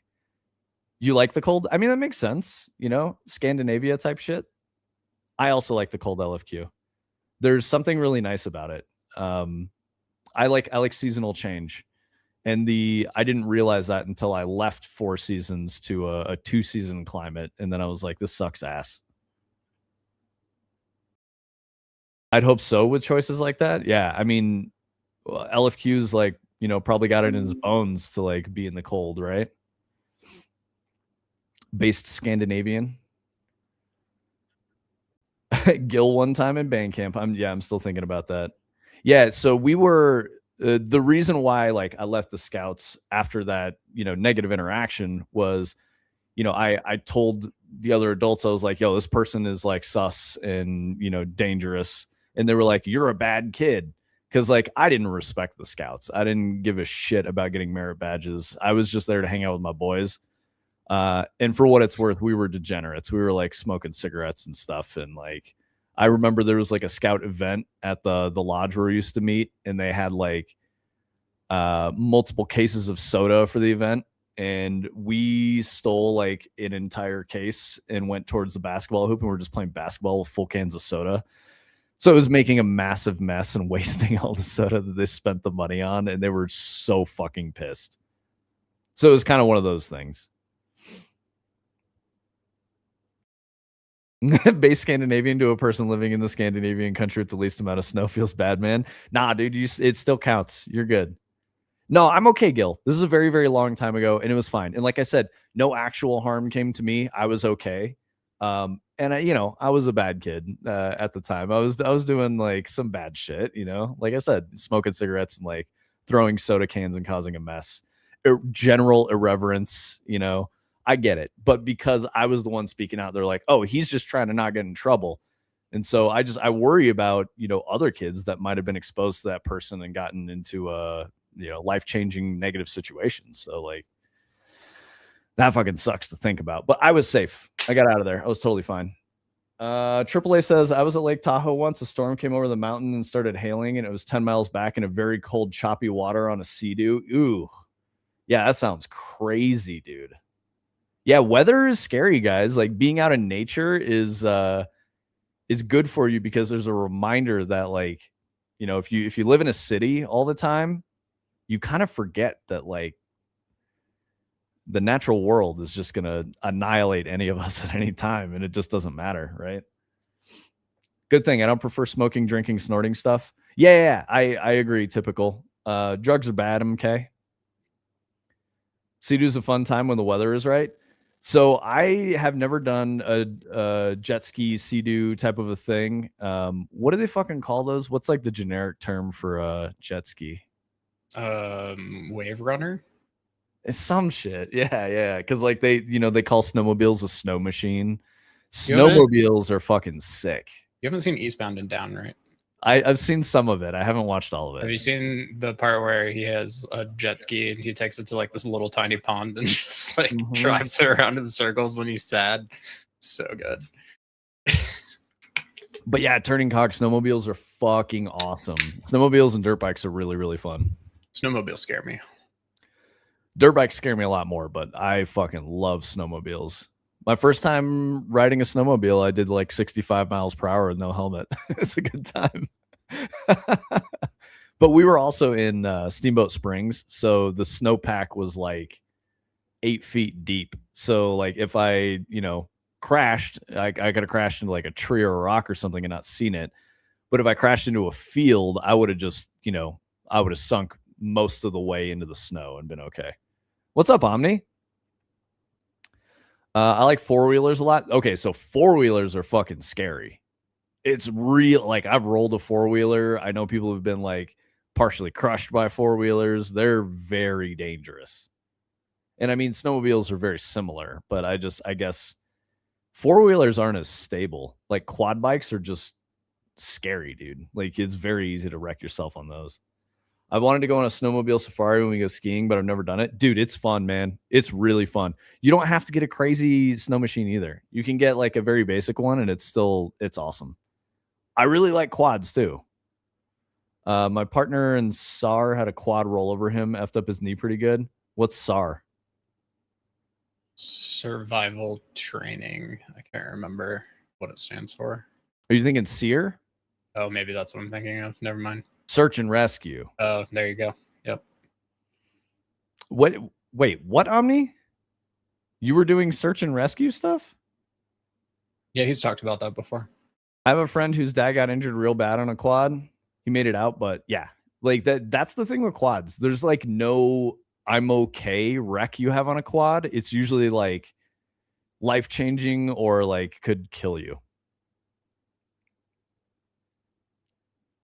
Search and rescue for 6 years, decades ago. Yeah, Wix, four-wheeler, quad bike, ATV, all kind of the same shit. Side by side is obviously different. Those have a roll cage. Those are actually a lot safer, even though they're not very safe. They're way safer than a quad.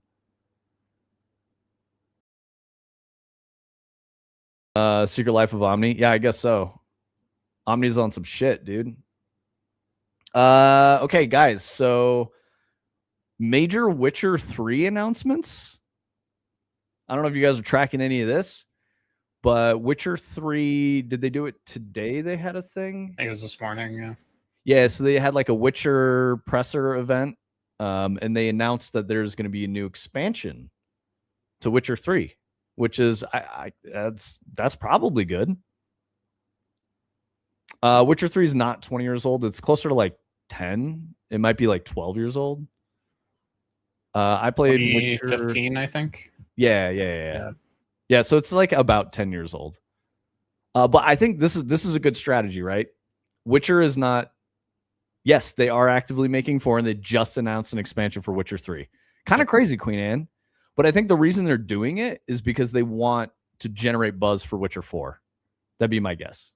We were talking about like the business analytics behind it earlier, and it's like if you had made Witcher 3 and like presumably if your development pipeline is set up in such a way that you can create new content for it somewhat easily, then the payback that they're probably going to get on, I don't know, let's call it 3 million expansion sales or something like that is going to be well worth the effort, probably. Oh, yeah. Just assuming that that's the case. So, and it's going to stir up hype for Witcher 4 and get people into the universe. And like, it's crazy that they're doing it, but I think that's why.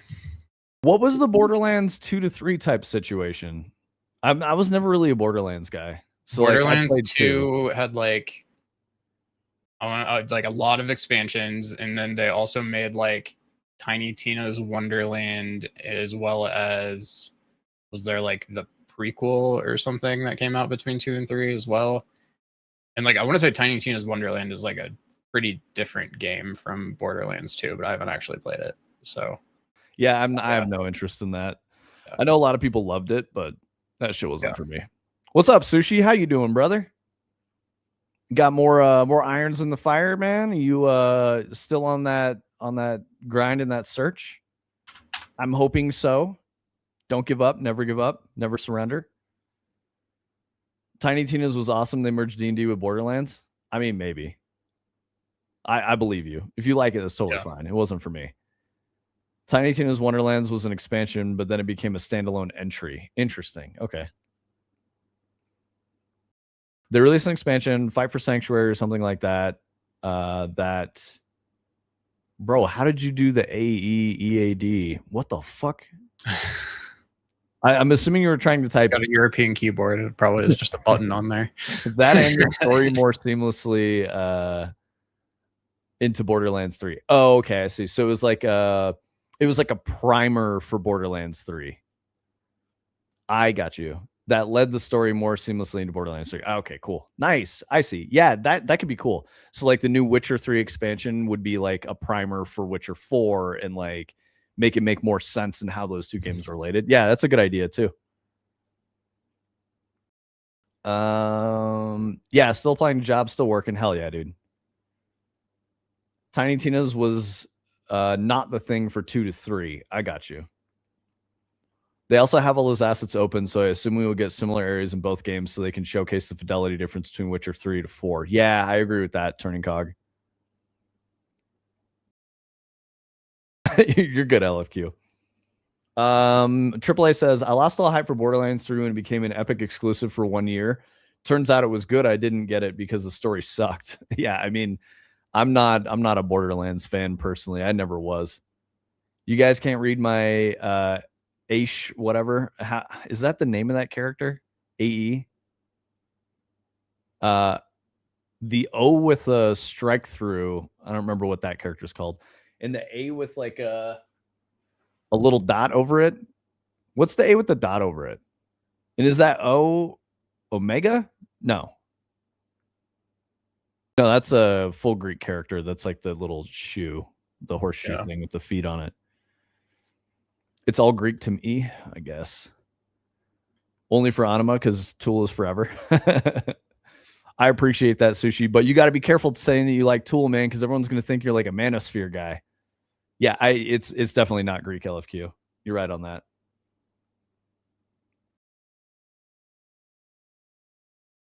Umlaut is the double dot. Yes. I don't know what the single dot is called. We don't have those weird letters here in America. I think A with a dot over it and the A with a line over it are just ways to say, yeah, it's long and short vowel sounds in English. But I think the capital A with that circle is a different thing, Queen Anne. I could be wrong. But if we're talking about like an English pronunciation key in a dictionary, then yeah, that's definitely the indicator there. I don't know what the fuck the circle is. Is it the same thing? It might just be the same thing. Speaking of Greek, they made some comment about the Odyssey film. Oh, there are plenty of people. AAA, I don't know if you were here for that. We talked about Odyssey for a little bit. I think the cliff notes for that was I was telling Tony about the like culture war nonsense around it and how like there were some potentially valid points, but then we got into the discussion of like it seems like it's going to be like a visual journey and experience. It's the Odyssey, not the Siege of Troy. People were comparing Troy and the Odyssey, so that's weird. And it's Chris Nolan, and Nolan has not made a film I don't like. So I think there's hope. But people want to get wound up on a bunch of shit with the Odyssey, and we don't know yet. We got to watch the film and judge it after it comes out. I think getting upset about things before they're actually out and you can, experience them for yourself is like a weird behavior that we're into right now. And I say we as like all human beings on the internet, right? I can't think of a word that uses the letter at the top of my head, but I know that the O is used when describing diameters and machining drawings. Oh, so it's like a mathematical symbol? I mean, most Greek letters are used in math. Yeah. Is the O with a line a Greek letter? I don't know. So Dunacy. All visuals, no plot. Bro, you and Sparkle Loser both feel that way about Dune. I loved Dune, honestly. I thought Dune it was fucking great. Yeah. Yeah, O is not a Greek letter. Yeah, that's what I thought. What is the? I know it's Alt 0216 on the keypad.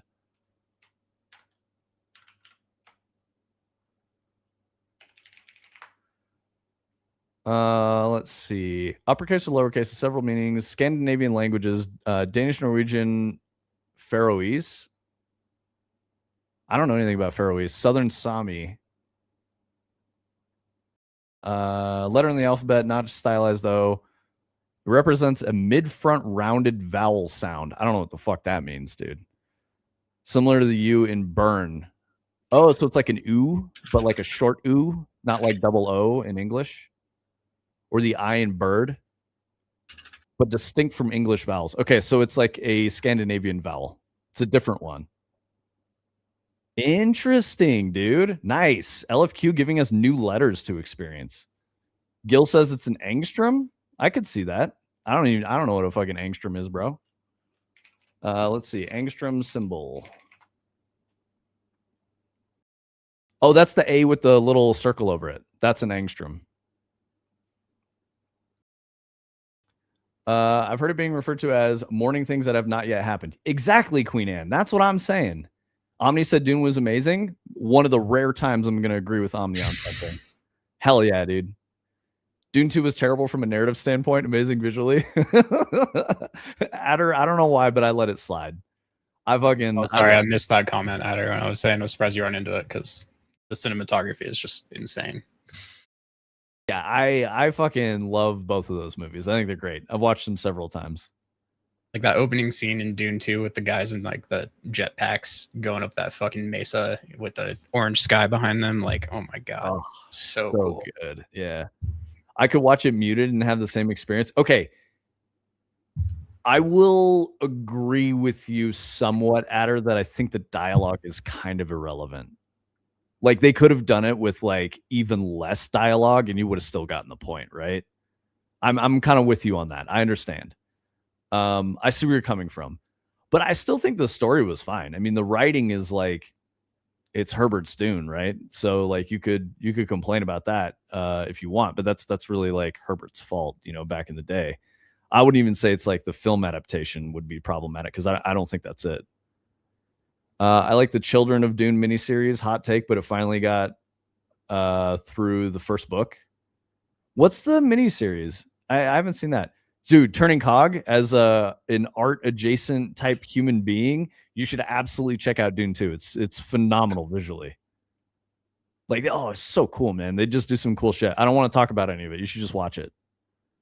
And you need to watch it on like the biggest screen you can with no distractions. Sushi says this. Surprising that you haven't seen it. Yeah. And the costumes, fashion stuff were top tier. I agree. They actually shot that with the real eclipse to achieve the lighting. It was a dope coincidence with timing. Oh, hell yeah, dude. Where they're battling the bros on the mesa. That's fucking sick. Absolutely. Costuming is one of the best aspects of the series. Totally agree. One of the best looking films ever made. Yeah. I mean, Denis Villeneuve type shit. I mean, I guess, yeah. Are you like glued to your partner? Can you get some like turning cog time to just watch a movie by yourself? It had James McAvoy as the protagonist. Hang on, I gotta go look this up. What was it? The Children of Dune?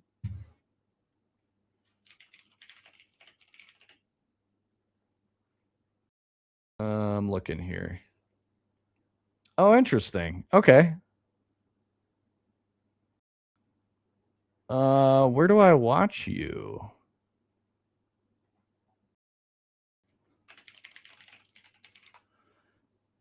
Let's see. Looks like it's Netflix. Okay.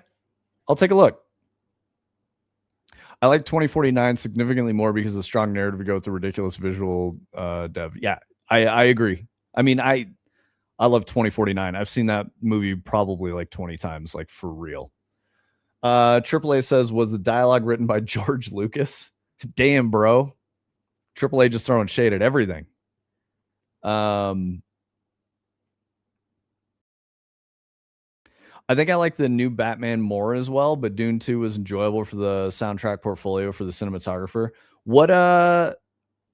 Which new Batman actor? Who played that Batman? Pattinson. I've been out of Batmans for a minute. Pattinson. Yeah? I mean, Yeah. I don't know. I don't know which one he's talking about. I think that's the only one that's happened recently. It is Pattinson. Okay. Yeah. It's the same fucking story again. That's why I just don't care, man.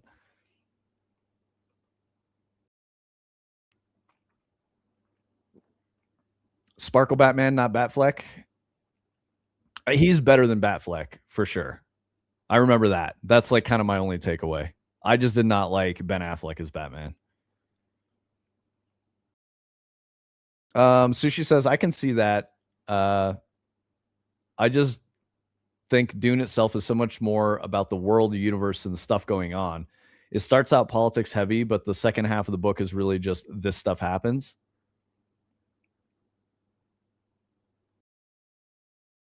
George would have made Zendaya and Paul brother and sister and revealed it in episode 3. Yep.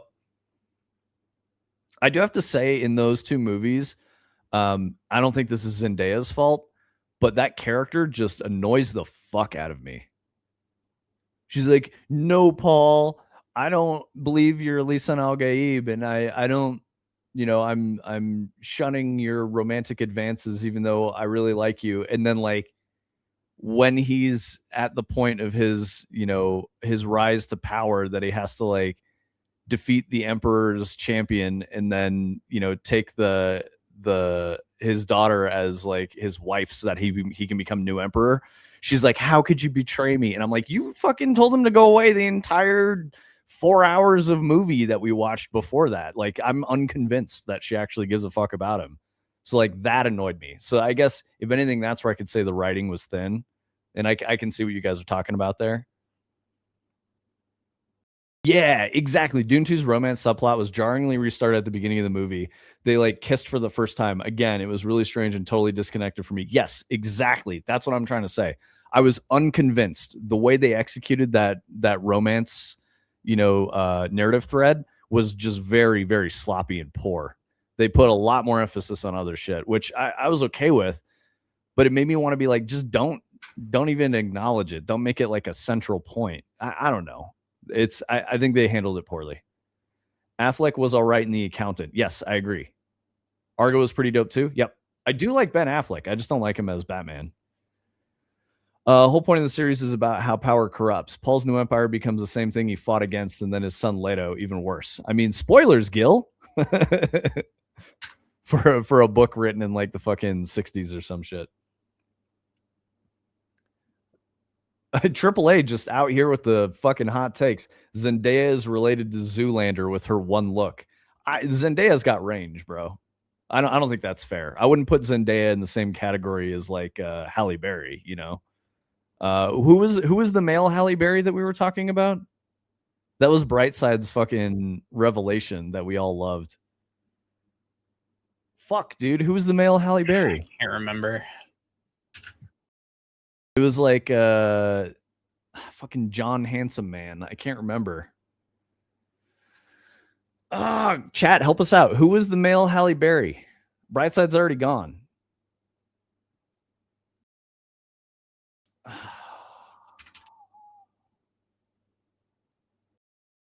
He had a weird name that was also a real word. Affleck plays himself every time. Not a fan. I don't think so, Turning Cog. I don't think he plays himself. Affleck does have some range, but he is typecast. Absolutely typecast. Common. Yes, Sushi. Common. Yep. Common is male Halle Berry. Absolutely.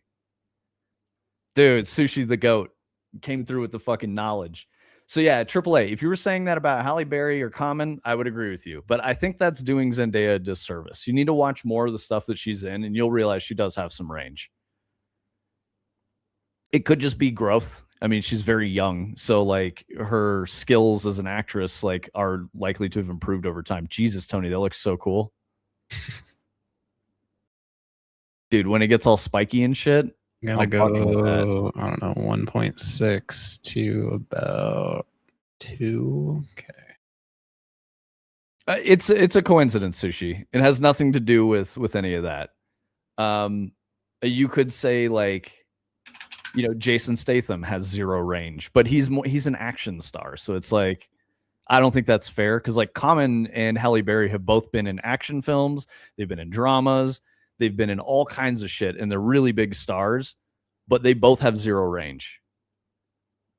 Like when we were, you know, going on about it, I think people were talking about Common and Silo. And like talking about how Common just fucking like ruined parts of Silo that were going really well and interesting, and then Common would bust in being all mad for no reason about some nonsense, doing his grumpy face. Statham was great in Crank Adder, and Lock, Stock, and the Transporter. Snatch. He was okay. I have to say he's okay in Transporter, Tony, but he's absolute garbage in like Beekeeper, and I mean that's not his fault. Boom! What's up, the kitty cat? Here, let's give Boom some Beppis, so that she can get all wild. There you go. Have some Beppis. Statham. Yeah, I just read that again. I don't know, Adder. There's good movies that Statham's been in. I'm getting wild. Oh shit! All right, maybe we made a mistake. We gave Boom too much Beppis. The Boomers Love Beekeeper, dude. That was one of the worst movies I've ever seen. Transporter's great. Transporter was what made me actually like Audi, like to be honest, because I was like, yo, these cars are fucking sick, dude. I didn't know about these cars before. Wait, but that means that Transporter 2 made you like Audi because it's a BMW, and Transporter 1. And I feel like Transporter 2 was terrible.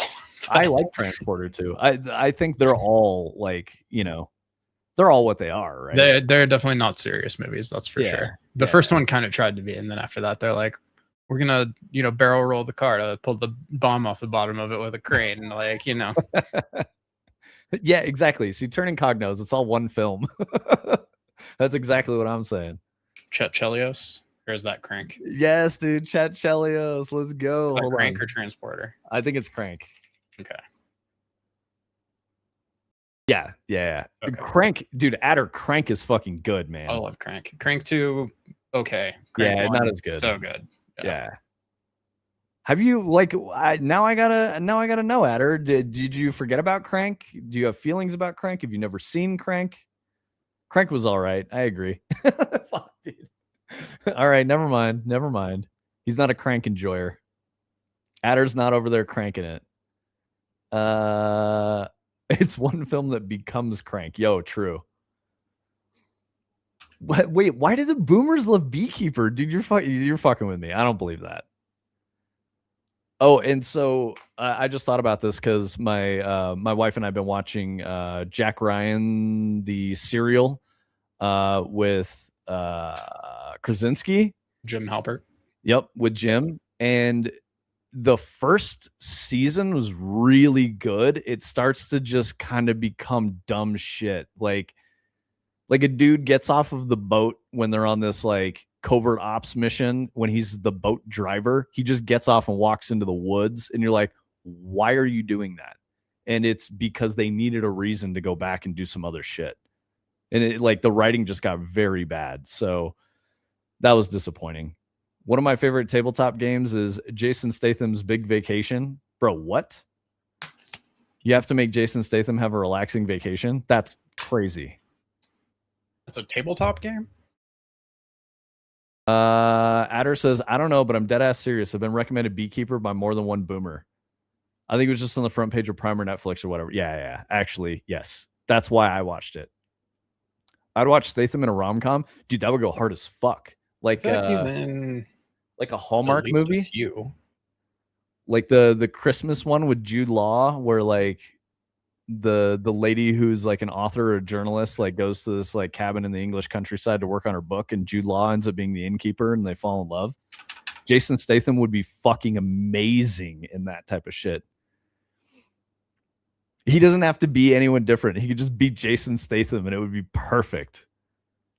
Yeah, it's like D&D. I'm normally the Statham master. That's funny, mocap. Dude, Jason Statham is the master of being in movies that there's like fucking 7 of. Yep. It's so good for his career. They just keep making more of the movies he's in. Yeah. Did you know he was discovered by Guy Ritchie? He was like he was like a criminal, like a street criminal, like selling counterfeit watches or some shit like that. In like he was London. Just like a real life version of the actor that he plays now. Like just like this kind of like cockney thug guy. Yeah. Yeah, he's literally just him. I mean, good job, man. He got up out the game, dude. I swear he had to be in at least one romantic comedy, but I'm looking and like he may not have actually. 80% rom-com. Jason Statham just starts killing people at the end. You remember seeing him in a wacky music video? Okay. 100 million plus. Oh my God, dude.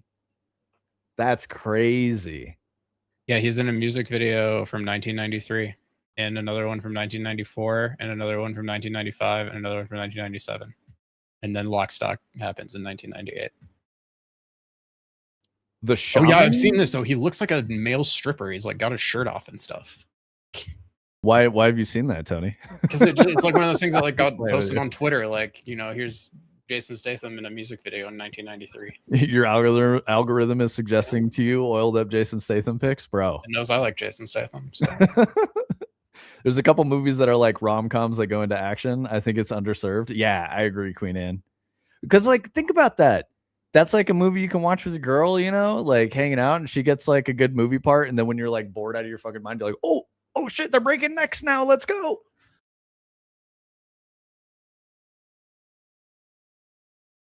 All right, let's get it wrapped up here.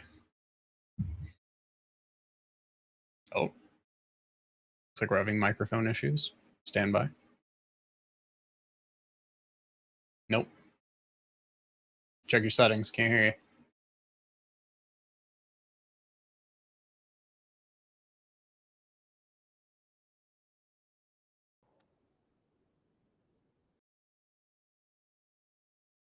Okay, how about now? Yep, there it is. Yeah, there we go.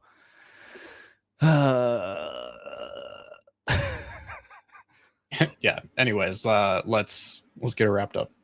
Yeah, sorry guys. Right at the end. At least I did it at the end there.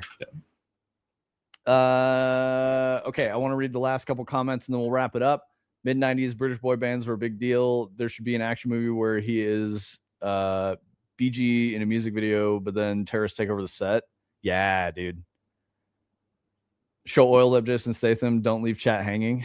No, turning cog. No. Camera frozen, I hope. Yeah, that was all me. I broke stuff. 18 and up Olympic hockey coach got his financial start in a British boy band. Always cracked me up. Dude, that's crazy. True Lies action rom-com. Yes, AAA. Yes. True Lies is a great movie. That's like perfect Jamie Lee Curtis and perfect Arnold Schwarzenegger. So, yeah. Very good stuff. Sweet. Well, I think we'll call it here. We will see you guys tomorrow. Yep. 2 to 4.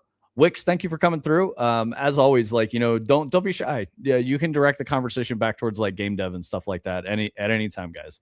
I know that I kind of go off on some like silly tangents, but you guys like it. You guys enjoy the yaps. So, you know, just trying to give the people what they want. Yeah, I think that's it for us. Yeah, later, Gator.